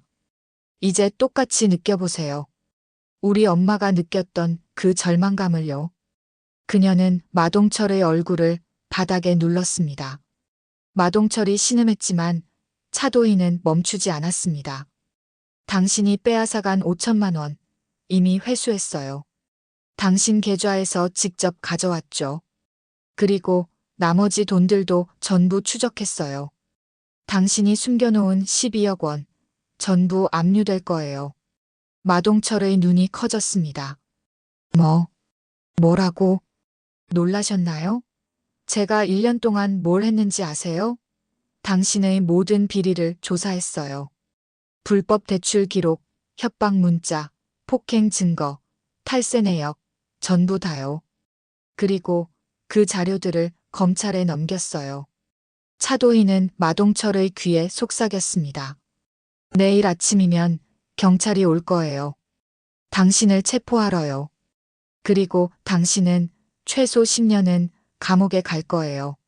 아니, 이 정도 증거면 15년도 가능하겠네요. 마동철의 몸이 떨렸습니다. 그리고 갑자기 이상한 냄새가 났습니다. 차도희는 눈살을 찌푸렸습니다. 설마. 마동철의 바지에는 축축한 얼룩이 번지고 있었습니다. 그는 공포에 질린 나머지 통제력을 완전히 잃은 것이었습니다. 차도희는 천천히 일어났습니다. 그녀는 마동철을 내려다보며 차갑게 말했습니다. 결국 지렸네요. 당신 같은 쓰레기답게요. 마동철은 대답하지 않았습니다. 그는 그저 바닥에 엎드린 채 떨고 있을 뿐이었습니다. 공포, 굴욕, 절망, 모든 것이 그의 얼굴에 드러나 있었습니다. 차도희는 휴대폰을 꺼내 110을 눌렀습니다. 여보세요, 경찰서인가요? 신고할 게 있습니다. 명동 백화점 뒷골목에서 10여 명이 흉기를 들고 저를 공격했어요. 정당방위로 제압했고요. 주동자의 불법 대출 증거도 있습니다. 차도희는 차분하게 상황을 설명했습니다. 5분 후 경찰차 사이렌 소리가 들렸습니다. 빨간 불빛과 파란 불빛이 골목을 비췄습니다. 경찰들이 현장에 도착했을 때 그들은 놀라운 광경을 목격했습니다. 바닥에는 10명이 넘는 남자들이 신음하며 쓰러져 있었고 그 한가운데 마동철은 팬티에 지린 채 떨고 있었습니다. 이게 대체 무슨... 경찰 한 명이 놀란 표정으로 차도희를 봤습니다. 차도희는 침착하게 대답했습니다. 정당방위였습니다. 저분들이 먼저 흉기를 들고 공격했어요. 시시. 아니, 방범 카메라 확인해 보시면 알 거예요. 저기 골목 입구에 카메라 있습니다. 경찰은 고개를 끄덕이며 현장을 확인하기 시작했습니다. 그리고 이 사람은 마동철이라고 합니다. 불법 대출업자예요. 지난 10년 동안 수백 명의 노인들을 상대로 사기를 쳤고 협박과 폭력을 일삼았습니다. 증거자료 여기 있어요. 차도희는 USB를 경찰에게 건넸습니다. 경찰은 USB를 받아들고 차도희를 신기하다는 듯 바라봤습니다. 아가씨, 혹시 특수훈련이라도 받으셨나요? 이렇게 많은 사람을 혼자서. 네, 해외에서 경호일을 했었습니다. 그래서 정당방위가 가능했어요. 경찰은 고개를 끄덕였습니다. 알겠습니다. 일단 모두 연행하겠습니다. 아가씨도 내일 경찰서로 와서 진술서 작성해 주세요. 네, 그렇게 하겠습니다. 마동철과 부하들이 연행되었습니다. 마동철은 끌려가면서도 차도희를 돌아봤습니다. 그의 눈에는 공포와 원망이 가득했습니다. 하지만 차도희는 그를 차갑게 바라볼 뿐이었습니다. 경찰차가 떠나고 골목은 다시 고요해졌습니다. 차도희는 한숨을 쉬었습니다. 그녀는 하늘을 올려다봤습니다. 별이 반짝이고 있었습니다. 맑고 깨끗한 밤하늘이었습니다. 엄마, 끝났어요. 드디어요. 차도희는 작게 중얼거리며 집으로 향했습니다. 그녀의 발걸음은 가벼웠습니다. 3년 동안 짊어지고 있던 무거운 짐을 내려놓은 것 같았습니다. 복수는 끝났습니다. 이제 새로운 시작이 기다리고 있었습니다. 다음 날 아침, 차도희는 병원으로 향했습니다. 어머니께 좋은 소식을 전하고 싶었습니다. 3층 병실 문을 열었을 때 어머니는 창가에 앉아 계셨습니다. 예전보다 얼굴에 생기가 돌아 보였습니다. 엄마, 도희야 왔구나. 어제 늦게 들어왔다며? 괜찮아? 차도희는 어머니 곁으로 다가가 앉았습니다. 그리고 어머니의 손을 꼭 잡았습니다. 엄마, 제가 드릴 말씀이 있어요. 무슨 일인데 그래? 마동철이요. 어제 경찰에 잡혔어요. 어머니의 눈이 커졌습니다. 손에 쥐고 있던 물컵이 살짝 흔들렸습니다. 정말? 어떻게? 제가 신고했어요. 1년 동안 증거를 모았거든요. 마동철이 저지른 불법 대출, 협박, 폭력, 모든 걸 기록했어요. 그리고 어제 경찰에 넘겼어요.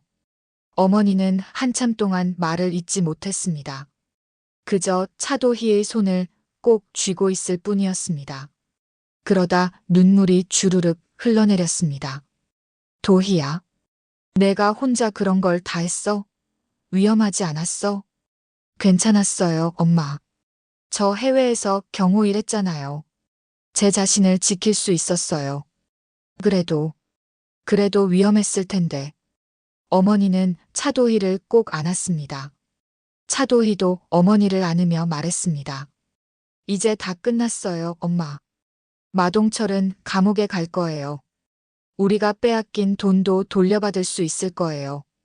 그리고 마동철한테 당한 다른 분들도 구제받을 수 있어요. 정말 그렇게 될 수 있어? 네, 검찰에서 연락 올 거예요. 곧요. 두 사람은 한참을 울었습니다. 3년 동안 참아왔던 서러움과 억울함, 그리고 이제야 찾아온 정의에 대한 안도감이 한꺼번에 터져 나왔습니다. 그날 오후 차도희의 휴대폰이 울렸습니다.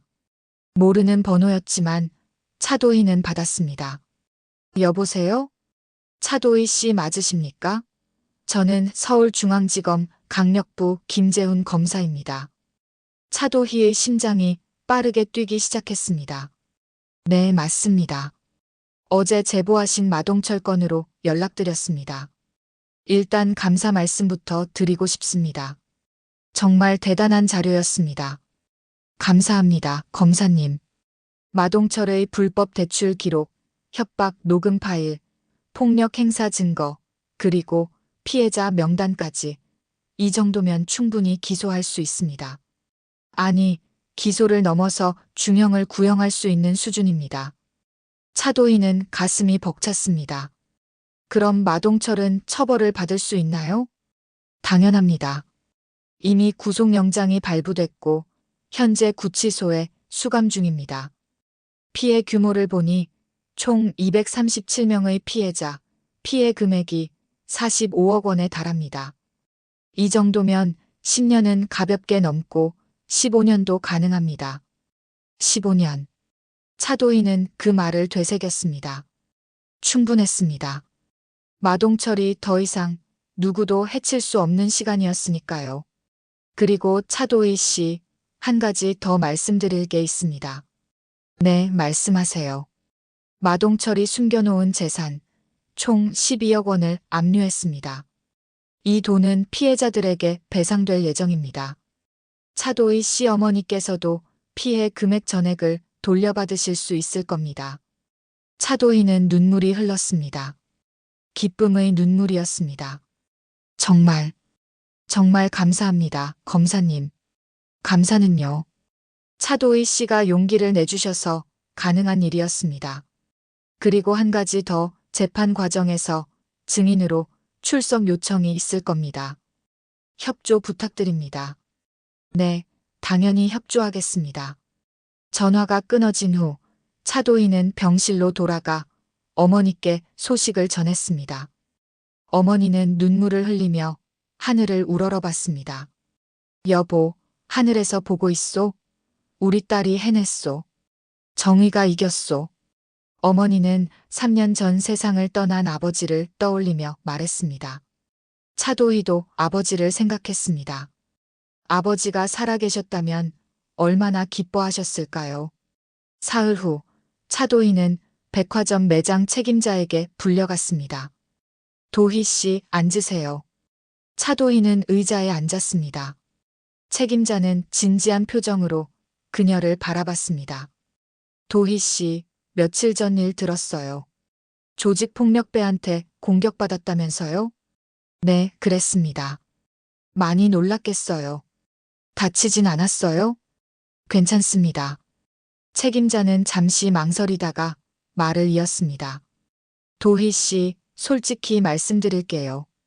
회사 입장에서는 이런 일이 부담스러워요. 혹시 또 그런 사람들이 찾아올까 봐요. 다른 직원들이나 손님들 안전도 생각해야 하고요. 차도희는 고개를 끄덕였습니다. 예상했던 이야기였습니다. 알겠습니다. 사직하겠습니다. 미안해요, 도희 씨. 도희 씨는 정말 좋은 직원이었어요. 매출도 최고였고 손님 응대도 완벽했죠. 근데 회사 사정이.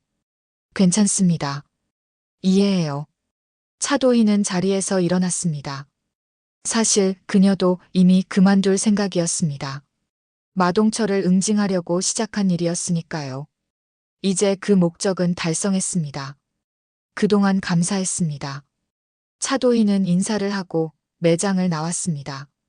1년 동안 일했던 그곳을 마지막으로 둘러봤습니다. 화려한 조명, 고급스러운 옷들, 그리고 우아한 손님들. 하지만 이제 이곳은 그녀의 자리가 아니었습니다. 백화점을 나온 차도희는 명동 거리를 걸었습니다. 어디로 가야 할지 막연했습니다. 1년 동안 오직 복수만 생각하며 달려왔는데 이제 그것이 끝나니 앞이 보이지 않았습니다. 그때였습니다. 누군가 그녀를 불렀습니다. 도희. 차도희가 돌아봤습니다. 40대 중반으로 보이는 남자가 서 있었습니다. 단정한 정장을 입고 있었고 날카로운 눈빛을 가지고 있었습니다. 민수 선배님? 오랜만이다, 도희. 남자는 차도희의 옛 동료였습니다. 함께 해외에서 경호 일을 했던 파트너였죠. 이강민이라는 이름의 이 남자는 차도희보다 10년 먼저 이 일을 시작했고 차도희에게 많은 것을 가르쳐준 스승이기도 했습니다. 선배님, 어떻게 여기 계세요? 너 소식 들었어. 마동철 잡았다면서? 어떻게 하셨어요? 검찰 쪽에 아는 사람이 있어서. 네가 대단한 일을 했더라. 이강민은 차도희의 어깨를 두드렸습니다. 커피 한잔 할래? 할 얘기가 있어. 두 사람은 근처 카페로 갔습니다. 조용한 구석자리에 앉아 커피를 주문했습니다. 도희, 앞으로 뭐 할 거야? 아직 모르겠어요. 백화점은 오늘 그만뒀어요. 이강민은 고개를 끄덕였습니다. 그럴 줄 알았어. 너는 거기 있을 사람이 아니니까. 그런가요? 그래. 너는 더 의미 있는 일을 해야 해. 내 능력을 제대로 쓸 수 있는 일 말이야. 차도희는 이강민을 바라봤습니다. 선배님은 지금 뭐 하세요? 나는 요새 새로운 일을 시작했어. 무슨 일인데요? 이강민은 가방에서 명함 한 장을 꺼냈습니다. 명함에는 시니어 보호센터 대표 이강민이라고 적혀 있었습니다. 시니어 보호센터? 응. 노인분들을 상대로 한 범죄를 막고 피해자들을 돕는 일이야. 마동철 같은 놈들한테 당한 분들을 구제하는 거지. 차도희의 눈이 반짝였습니다. 그런 일을 하시는군요. 시작한 지 6개월 됐어. 반응이 생각보다 좋아. 피해자들이 정말 많더라고. 근데 인력이 부족해서 힘들어. 이강민은 차도희를 똑바로 쳐다봤습니다. 도희, 나랑 같이 일할 생각 없어? 저요? 응. 너만큼 적임자가 없어.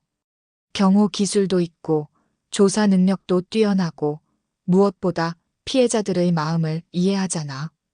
차도희는 잠시 생각했습니다. 시니어 보호센터. 어머니처럼 억울하게 당한 사람들을 돕는 일. 생각만 해도 가슴이 뜨거워졌습니다. 제가 도움이 될 수 있을까요? 당연하지. 아니, 너 없으면 안 돼. 내가 널 보고 이 일을 확장하려고 마음먹은 거야. 정말요? 진심이야. 도희, 너는 마동철을 잡았잖아. 혼자서. 그게 얼마나 대단한 일인지 알아? 대부분 사람들은 포기하거든. 근데 너는 포기하지 않았어. 끝까지 싸웠어. 그런 사람이 필요해. 차도희는 명함을 들여다봤습니다. 시니어 보호센터. 그곳에서 그녀는 더 많은 사람들을 도울 수 있을 것 같았습니다. 생각해 볼게요, 선배님. 서두르지 마. 천천히 생각해. 근데 도희, 한 가지만 알아둬. 네. 이 일은 돈이 안 돼. 백화점에서 받던 월급의 절반도 안 돼. 근데 보람은 100배야. 이강민이 웃으며 말했습니다. 차도희도 웃었습니다. 돈은 중요하지 않아요, 선배님. 저는 의미 있는 일을 하고 싶어요. 그럼 됐어. 언제든지 연락해. 기다릴게. 두 사람은 커피를 마시며 옛날 이야기를 나눴습니다. 해외에서 함께 일했던 시절, 위험한 순간들, 그리고 서로를 지켰던 기억들. 차도희는 오랜만에 편안한 시간을 보냈습니다. 카페를 나온 후 차도희는 다시 병원으로 향했습니다. 어머니께 선배님 이야기를 말씀드리고 싶었습니다. 병실에 들어서자 어머니는 침대에 앉아 텔레비전을 보고 계셨습니다. 뉴스가 나오고 있었습니다. 명동 일대에서 불법 대출업을 운영하던 조직폭력배 마동철이 검거됐습니다. 마동철은 지난 10년간 237명의 노인을 상대로 사기를 쳤으며 피해 금액은 45억 원에 달하는 것으로 드러났습니다. 어머니는 텔레비전을 보며 눈물을 흘리고 계셨습니다. 엄마, 도희야, 뉴스 봤니? 마동철 나왔어. 네, 봤어요. 정말 끝난 거야? 네, 엄마. 정말 끝났어요. 차도희는 어머니 곁에 앉았습니다. 어머니는 차도희의 손을 꼭 잡았습니다. 고마워, 도희야. 내가 아니었으면 우린 영원히 억울하게 살았을 거야. 아니에요, 엄마. 제가 당연히 해야 할 일이었어요. 두 사람은 한참을 손을 잡고 앉아 있었습니다. 뉴스는 계속해서 마동철 사건을 다루고 있었습니다. 그리고 피해자들의 인터뷰가 나왔습니다. 정말 감사합니다. 평생 모은 돈을 돌려받을 수 있다니. 꿈만 같습니다. 저는 이미 포기하고 있었어요. 근데 검찰에서 연락이 와서 정말 기뻤습니다. 피해자들의 얼굴에는 안도와 기쁨이 가득했습니다. 차도희는 그 모습을 보며 가슴이 벅찼습니다. 그녀가 한 일이 헛되지 않았다는 것을 느낄 수 있었습니다. 엄마, 제가 오늘 선배님을 만났어요. 선배님? 경호 일하던 분? 네. 그분이 지금 시니어 보호센터라는 걸 운영하고 계세요.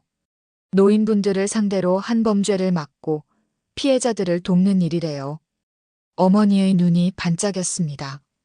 그래, 좋은 일 하시네. 그분이 저한테 같이 일하자고 하셨어요. 정말? 그럼 너 아직 결정은 안 했어요. 근데 하고 싶어요, 엄마. 엄마처럼 억울하게 당한 분들을 돕고 싶어요. 어머니는 차도희의 손을 꼭 쥐었습니다. 그래, 도희야. 내가 하고 싶은 일을 해. 엄마는 내가 자랑스러워. 정말요? 그럼. 내가 나 때문에 그렇게 고생했는데 이제는 다른 사람들을 돕잖아. 그게 얼마나 대단한 일인데. 차도희는 어머니를 꼭 안았습니다. 어머니의 따뜻한 품이 그녀에게 힘을 주었습니다. 고맙습니다, 엄마. 고마운 건 나야. 우리 딸아. 두 사람은 한참을 안고 있었습니다. 텔레비전에서는 여전히 마동철 사건이 다뤄지고 있었습니다. 하지만 이제 그것은 과거의 일이었습니다. 차도희에게는 새로운 미래가 기다리고 있었습니다. 석 달이 흘렀습니다. 마동철의 재판이 시작됐습니다. 서울중앙지방법원 302호 법정, 오전 10시였습니다. 방청석에는 마동철에게 피해를 입은 사람들이 가득 앉아 있었습니다. 대부분 60대 이상의 노인들이었습니다. 그들은 저마다 떨리는 손으로 방청권을 쥐고 있었고 눈빛에는 억울함과 분노가 가득했습니다. 차도희도 그 자리에 있었습니다. 증인석 옆자리에 앉아 재판을 지켜보고 있었습니다. 마동철은 피고인석에 앉아 고개를 숙이고 있었습니다. 그의 얼굴은 사가 있었고 눈가에는 다크서클이 짙게 내려앉아 있었습니다. 석 달 전 그 오만하고 거드름 피우던 모습은 온데간데 없었습니다. 재판장이 입을 열었습니다. 60대 중반으로 보이는 재판장은 엄숙한 표정으로 판결문을 펼쳤습니다. 피고인 마동철은 지난 10년간 불법 대출업을 운영하며 총 237명의 피해자로부터 부당한 이익을 취했습니다. 피해 금액은 총 45억 원에 달하며 이 중 대부분이 60세 이상의 노인들이었습니다. 방청석에서 한숨 소리가 흘러나왔습니다. 45억 원. 그 천문학적인 숫자 뒤에는 수백 명의 노인들이 평생 모은 피땀이 서려 있었습니다. 또한 피고인은 채무자들에게 폭언과 협박을 일삼았으며 일부는 물리적 폭력까지 행사한 것으로 드러났습니다. 특히 피해자 중 5명은 극심한 스트레스로 인해 건강이 악화되어 현재까지 입원 중이거나 사망한 것으로 확인됐습니다. 재판장의 목소리는 차갑고 단호했습니다. 방청석에서 흐느끼는 소리가 들렸습니다. 검찰 측 증인 신문을 시작하십시오. 검사가 일어나 차도희를 바라봤습니다. 김재훈 검사는 40대 초반으로 보이는 냉철한 인상의 남자였습니다. 증인, 앞으로 나와 주십시오. 차도희는 자리에서 일어나 증인석으로 걸어갔습니다. 그녀는 선서를 하고 자리에 앉았습니다. 마동철이 그녀를 흘끗 쳐다봤다가 다시 고개를 숙였습니다. 그의 얼굴에는 공포와 원망이 뒤섞여 있었습니다. 검사가 물었습니다. 증인, 성함과 피고인과의 관계를 말씀해 주십시오. 차도희입니다. 저는 피해자 중 한 분인 박순자 씨의 딸입니다. 박순자 씨는 피고인으로부터 어떤 피해를 입으셨습니까? 차도희는 숨을 깊이 들이마셨습니다. 그리고 차분하게, 하지만 또렷하게 말을 이어갔습니다. 저희 어머니는 3년 전 명동에서 작은 칼국수 가게를 운영하고 계셨습니다. 새벽 4시에 일어나 멸치 육수를 끓이고 밤 10시까지 손님을 받으시며 30년을 일하신 분입니다. 당시 가게 운영 자금이 필요해서 대출을 알아보셨는데 피고인이 운영하는 MK금융에서 연락이 왔습니다. 검사가 고개를 끄덕이며 차도희를 격려했습니다. 처음엔 친절했습니다. 이자도 합리적이고 상환 조건도 괜찮다고 했습니다. 어머니는 5천만 원을 빌렸습니다. 연이자 15%라고 했습니다. 계약서에도 그렇게 적혀 있었습니다. 그런데요? 하지만 대출을 받고 일주일 후부터 달라졌습니다. 갑자기 이자가 월 30%로 올랐습니다. 어머니가 항의하시자 피고인은 계약서 뒷면의 작은 글씨를 보라고 했습니다. 거기에 이자 변동 조항이 숨어 있었습니다. 방청석에서 분노의 한숨 소리가 흘러나왔습니다. 같은 수법으로 당한 사람들이 많았기 때문이었습니다. 어머니는 당황하셨지만 최선을 다해 돈을 모으셨습니다. 가게 문을 더 일찍 열고 더 늦게 닫으셨습니다. 식사도 거르시면서 돈을 갚으려 하셨습니다. 하지만 석 달 후 피고인은 어머니의 가게로 찾아왔습니다. 차도희의 목소리가 떨렸습니다. 하지만 그녀는 계속 말을 이었습니다. 피고인은 어머니께 이렇게 말했습니다. 돈 없으면 죽으라고. 신용 없는 노인네는 살 가치도 없다고. 당장 가게를 넘기든지 아니면 딸한테 전화해서 돈을 뜯어내라고 했습니다. 검사가 증거 자료를 들어 올렸습니다. 재판장님, 이것은 피해자 박순자 씨가 녹음한 파일입니다. 피고인이 협박하는 내용이 담겨 있습니다. 녹음 파일이 법정에 울려 퍼졌습니다. 마동철의 목소리였습니다. 돈 없으면 죽어. 신용 없는 노인네는 살 가치도 없어. 당장 가게 명의 넘기든지 아니면 딸년한테 전화해서 돈 뜯어내든지 해. 이틀 안에 1억 5천 갚아. 못 갚으면 내 딸 얼굴에 칼자국 내줄 테니까. 방청석에서 경악의 소리가 터져나왔습니다. 일부 노인들은 눈물을 흘렸습니다. 차도희도 눈물을 참을 수 없었습니다. 그리고 어머니는 30년을 모은 재산을 전부 잃으셨습니다. 가게도 빼앗기셨습니다. 심장이 약하셨던 어머니는 그 충격으로 쓰러지셨고 3년 동안 병원에 입원해 계셨습니다. 차도희는 마동철을 똑바로 쳐다봤습니다. 피고인은 우리 어머니만 이렇게 만든 게 아닙니다. 여기 계신 수백 분을 똑같이 괴롭혔습니다. 평생 모은 돈을 빼앗고 집을 빼앗고 건강을 빼앗았습니다. 그리고 일부는 목숨까지 빼앗았습니다. 검사가 물었습니다. 증인은 어떻게 피고인의 범죄를 알아냈습니까? 저는 1년 동안 피고인을 조사했습니다. 피고인이 자주 드나드는 백화점에 취직해서 그의 동선을 파악했고 피해자들을 찾아다니며 증언을 모았습니다. 그리고 피고인의 불법 거래 기록을 확보해 검찰에 제보했습니다. 그 과정이 쉽지 않았을 텐데요. 네, 쉽지 않았습니다. 하지만 제가 하지 않으면 어머니처럼 억울하게 당한 분들을 도울 수 없을 것 같았습니다. 그래서 포기할 수 없었습니다. 검사는 차도희를 바라보며 고개를 숙여 경의를 표했습니다. 증인의 용기에 감사드립니다. 증인이 아니었다면 피고인은 계속해서 더 많은 피해자를 만들어냈을 겁니다. 이상입니다. 차도희는 증인석에서 내려왔습니다. 방청석으로 돌아가는 길에 노인 한 분이 그녀의 손을 잡았습니다. 80대로 보이는 할머니였습니다. 고맙네, 아가씨. 우리 같은 늙은이들은 아무것도 할 수 없었는데 내가 대신 싸워줘서 고맙네. 내 덕분에 우리가 정의를 볼 수 있게 됐어. 차도희는 그 할머니의 손을 꼭 쥐었습니다. 괜찮으세요, 할머니? 당연히 해야 할 일이었어요. 이제 다 끝났어요. 다른 노인들도 차도희에게 고개를 숙이며 감사를 표했습니다. 차도희는 그들의 얼굴을 하나하나 바라봤습니다. 그 얼굴들에는 안도와 감사 그리고 희망이 가득했습니다.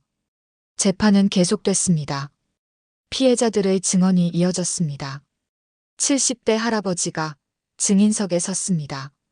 저는 평생 모은 8천만 원을 잃었습니다. 피고인한테 빌린 돈은 3천만 원이었는데 1년 만에 2억 원을 갚으라고 했습니다. 못 갚으니까 제 집을 강제로 넘기라고 협박했습니다. 저는 그 집에서 50년을 살았습니다. 아내와 함께 자식들을 키운 집이었습니다. 근데 하루아침에 쫓겨났습니다. 할아버지는 눈물을 흘리며 말을 이었습니다. 제 아내는 그 충격으로 치매가 왔습니다. 지금은 저도 알아보지 못합니다. 피고인이 우리 가족을 망쳤습니다. 또 다른 할머니가 증언했습니다. 저는 5천만 원을 빌렸습니다. 손자 학비를 대주려고요. 근데 6개월 만에 1억 2천을 갚으라고 했습니다.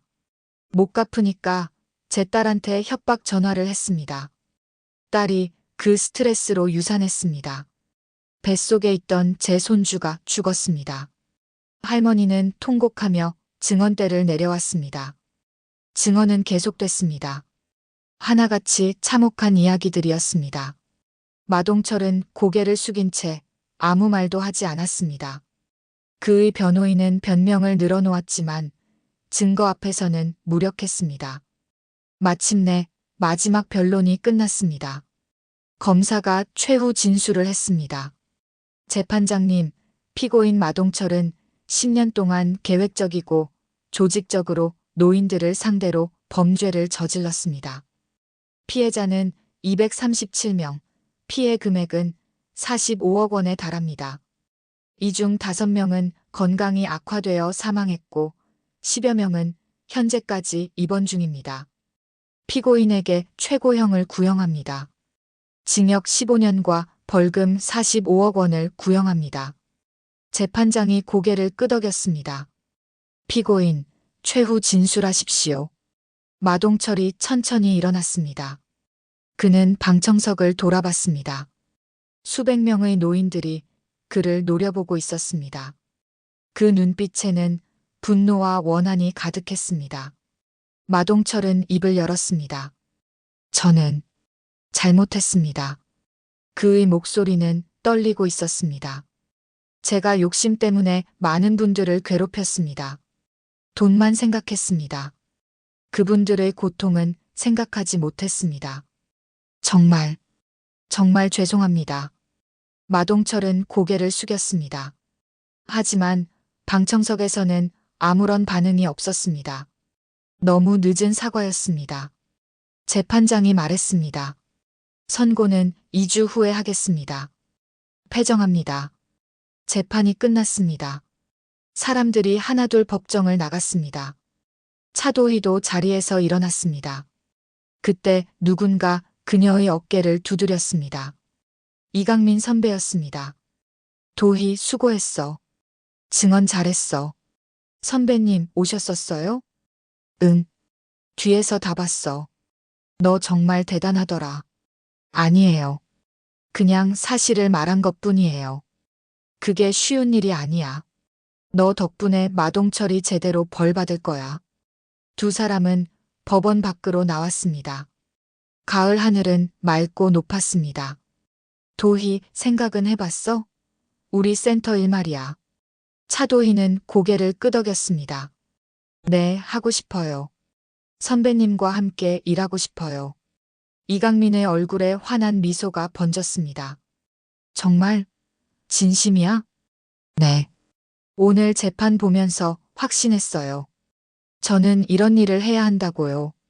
어머니처럼, 저 할머니 할아버지들처럼 억울하게 당한 분들을 돕고 싶어요. 좋아. 그럼 다음 주부터 출근해. 환영한다, 동료. 두 사람은 악수를 나눴습니다. 차도희의 가슴이 뛰었습니다. 새로운 시작이었습니다. 복수가 아닌 헌신의 시작이었습니다. 2주 후 선고 날이 왔습니다.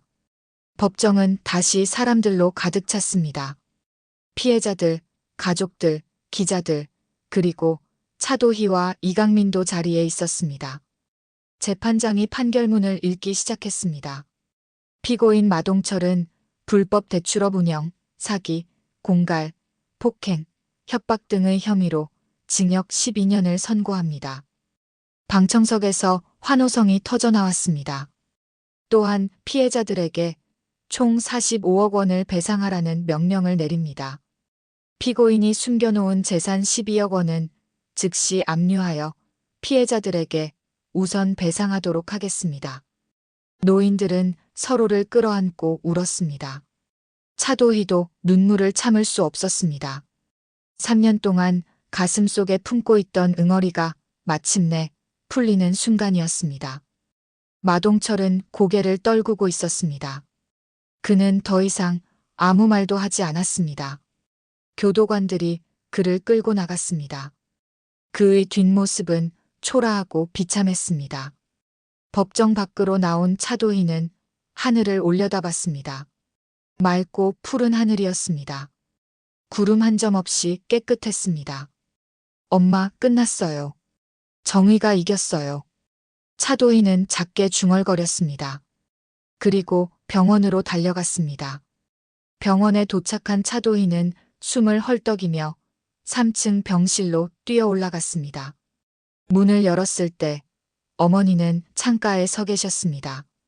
침대가 아니라 창가에 서 계신 어머니의 모습이 차도희의 가슴을 뭉클하게 만들었습니다. 엄마, 도희야 왔구나. 판결 어떻게 됐어? 차도희는 어머니에게 달려가 꼭 안았습니다. 12년이요, 엄마. 마동철이 12년 받았어요. 그리고 우리 돈 전부 돌려받을 수 있대요. 어머니의 눈에서 눈물이 주르륵 흘러내렸습니다. 차도희도 울었습니다. 두 사람은 한참을 안고 울었습니다. 3년 동안 참아왔던 모든 서러움과 억울함이 눈물로 쏟아져 나왔습니다. 정말 끝난 거야? 네, 엄마. 정말 끝났어요. 이제 우리 다시 시작할 수 있어요.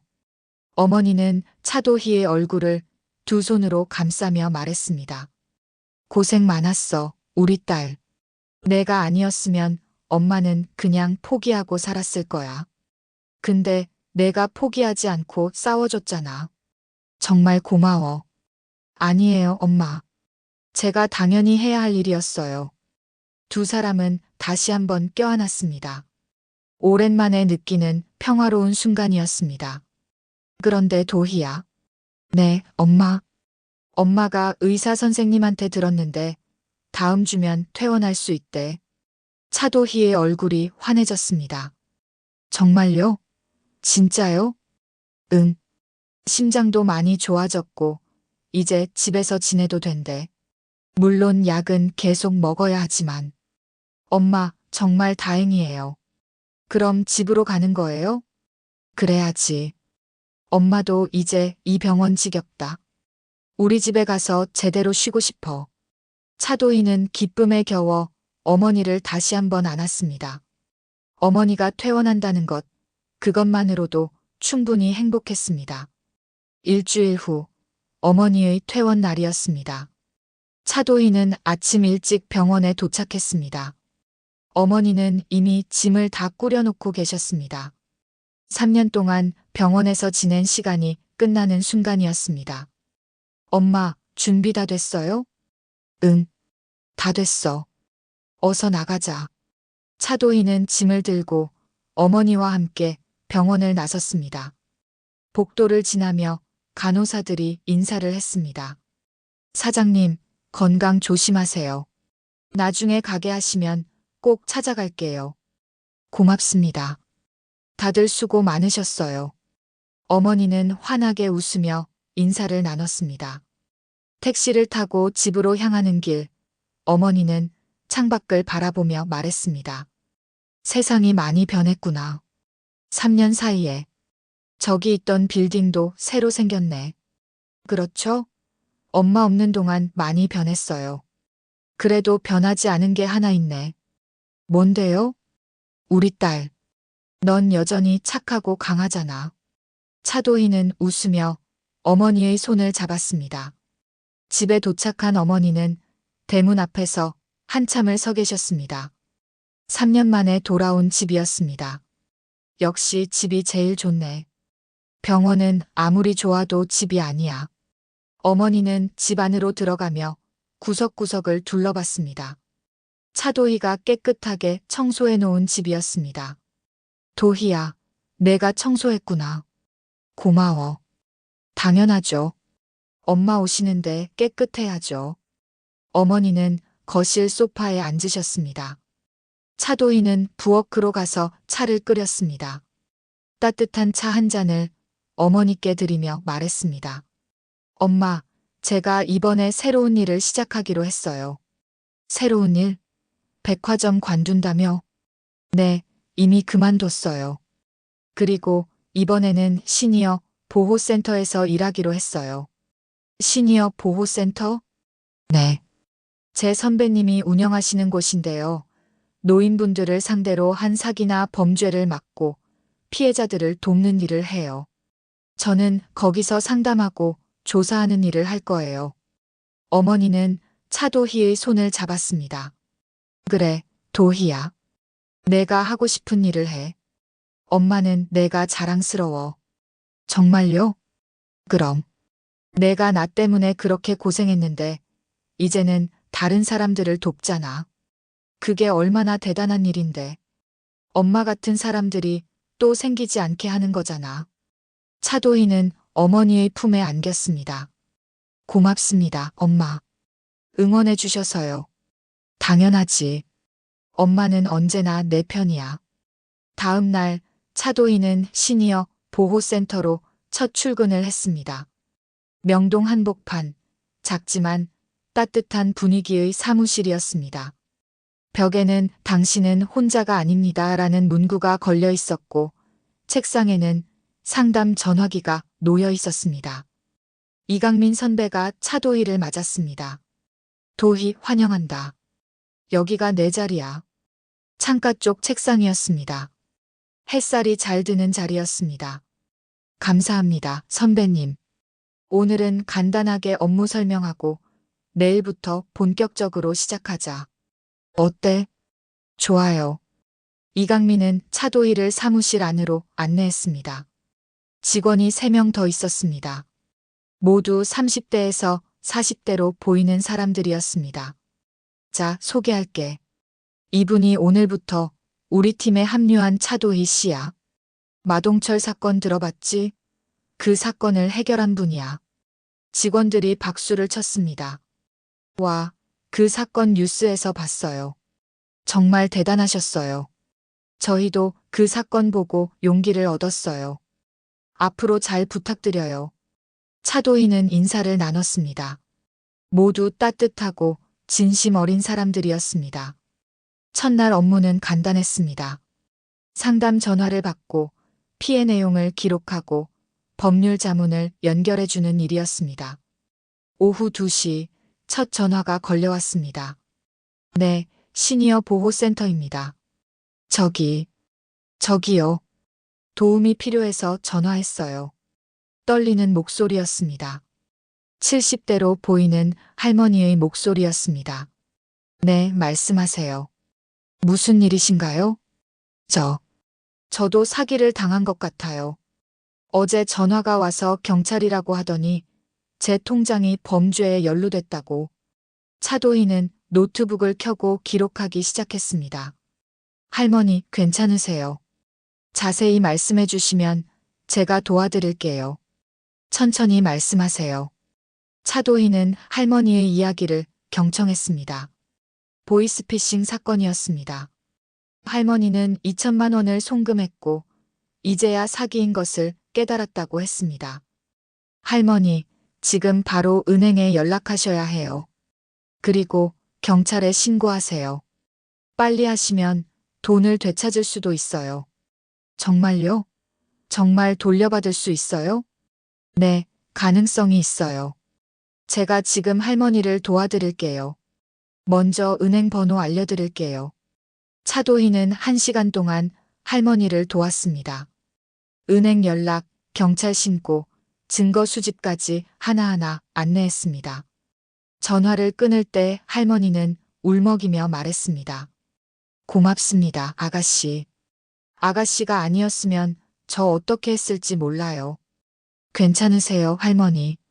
저희가 있잖아요. 언제든지 연락 주세요. 전화를 끊은 차도희는 가슴이 벅찼습니다. 누군가를 도왔다는 것, 그것만으로도 충분히 의미 있었습니다. 이강민 선배가 다가왔습니다. 첫 상담 어땠어?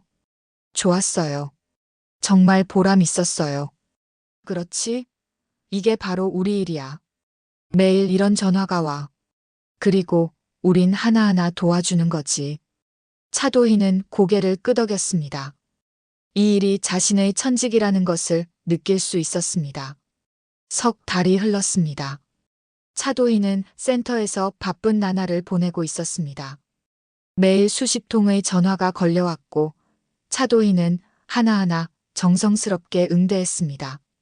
피해자들을 만나고 증거를 모으고 경찰과 검찰에 연결해주는 일들이 계속됐습니다. 힘들었지만 보람 있었습니다. 한 달에 평균 30건의 사건을 해결했고 피해자들은 돈을 돌려받거나 가해자가 처벌받는 것을 보며 감사했습니다. 어느 금요일 저녁 차도희는 어머니의 가게로 향했습니다. 네, 맞습니다. 어머니는 다시 칼국수 가게를 시작하셨습니다. 명동 한복판, 작지만 깨끗한 가게였습니다. 간판에는 순잔의 칼국수라고 적혀 있었고 가게 앞에는 손님들이 줄을 서 있었습니다. 차도희는 가게 안으로 들어갔습니다. 어머니는 부엌에서 분주하게 움직이고 계셨습니다. 육수를 끓이고 면을 삶고 손님들을 맞이하는 모습이 예전 그대로였습니다. 엄마, 도희야 왔구나. 배고프지? 앉아. 엄마가 칼국수 끓여줄게. 차도희는 카운터에 앉았습니다. 5분 후 김이 모락모락 나는 칼국수 한 그릇이 앞에 놓였습니다. 자, 먹어봐. 오늘 육수가 특히 잘 우러났어. 차도희는 한 입 먹고 눈을 감았습니다. 엄마, 정말 맛있어요. 역시 세상에서 제일 맛있어. 우리 딸이 좋아하니까 엄마가 기분 좋네. 어머니는 환하게 웃으셨습니다. 건강해 보이셨습니다. 3년 전의 그 밝고 활기찬 모습으로 돌아오신 것이었습니다.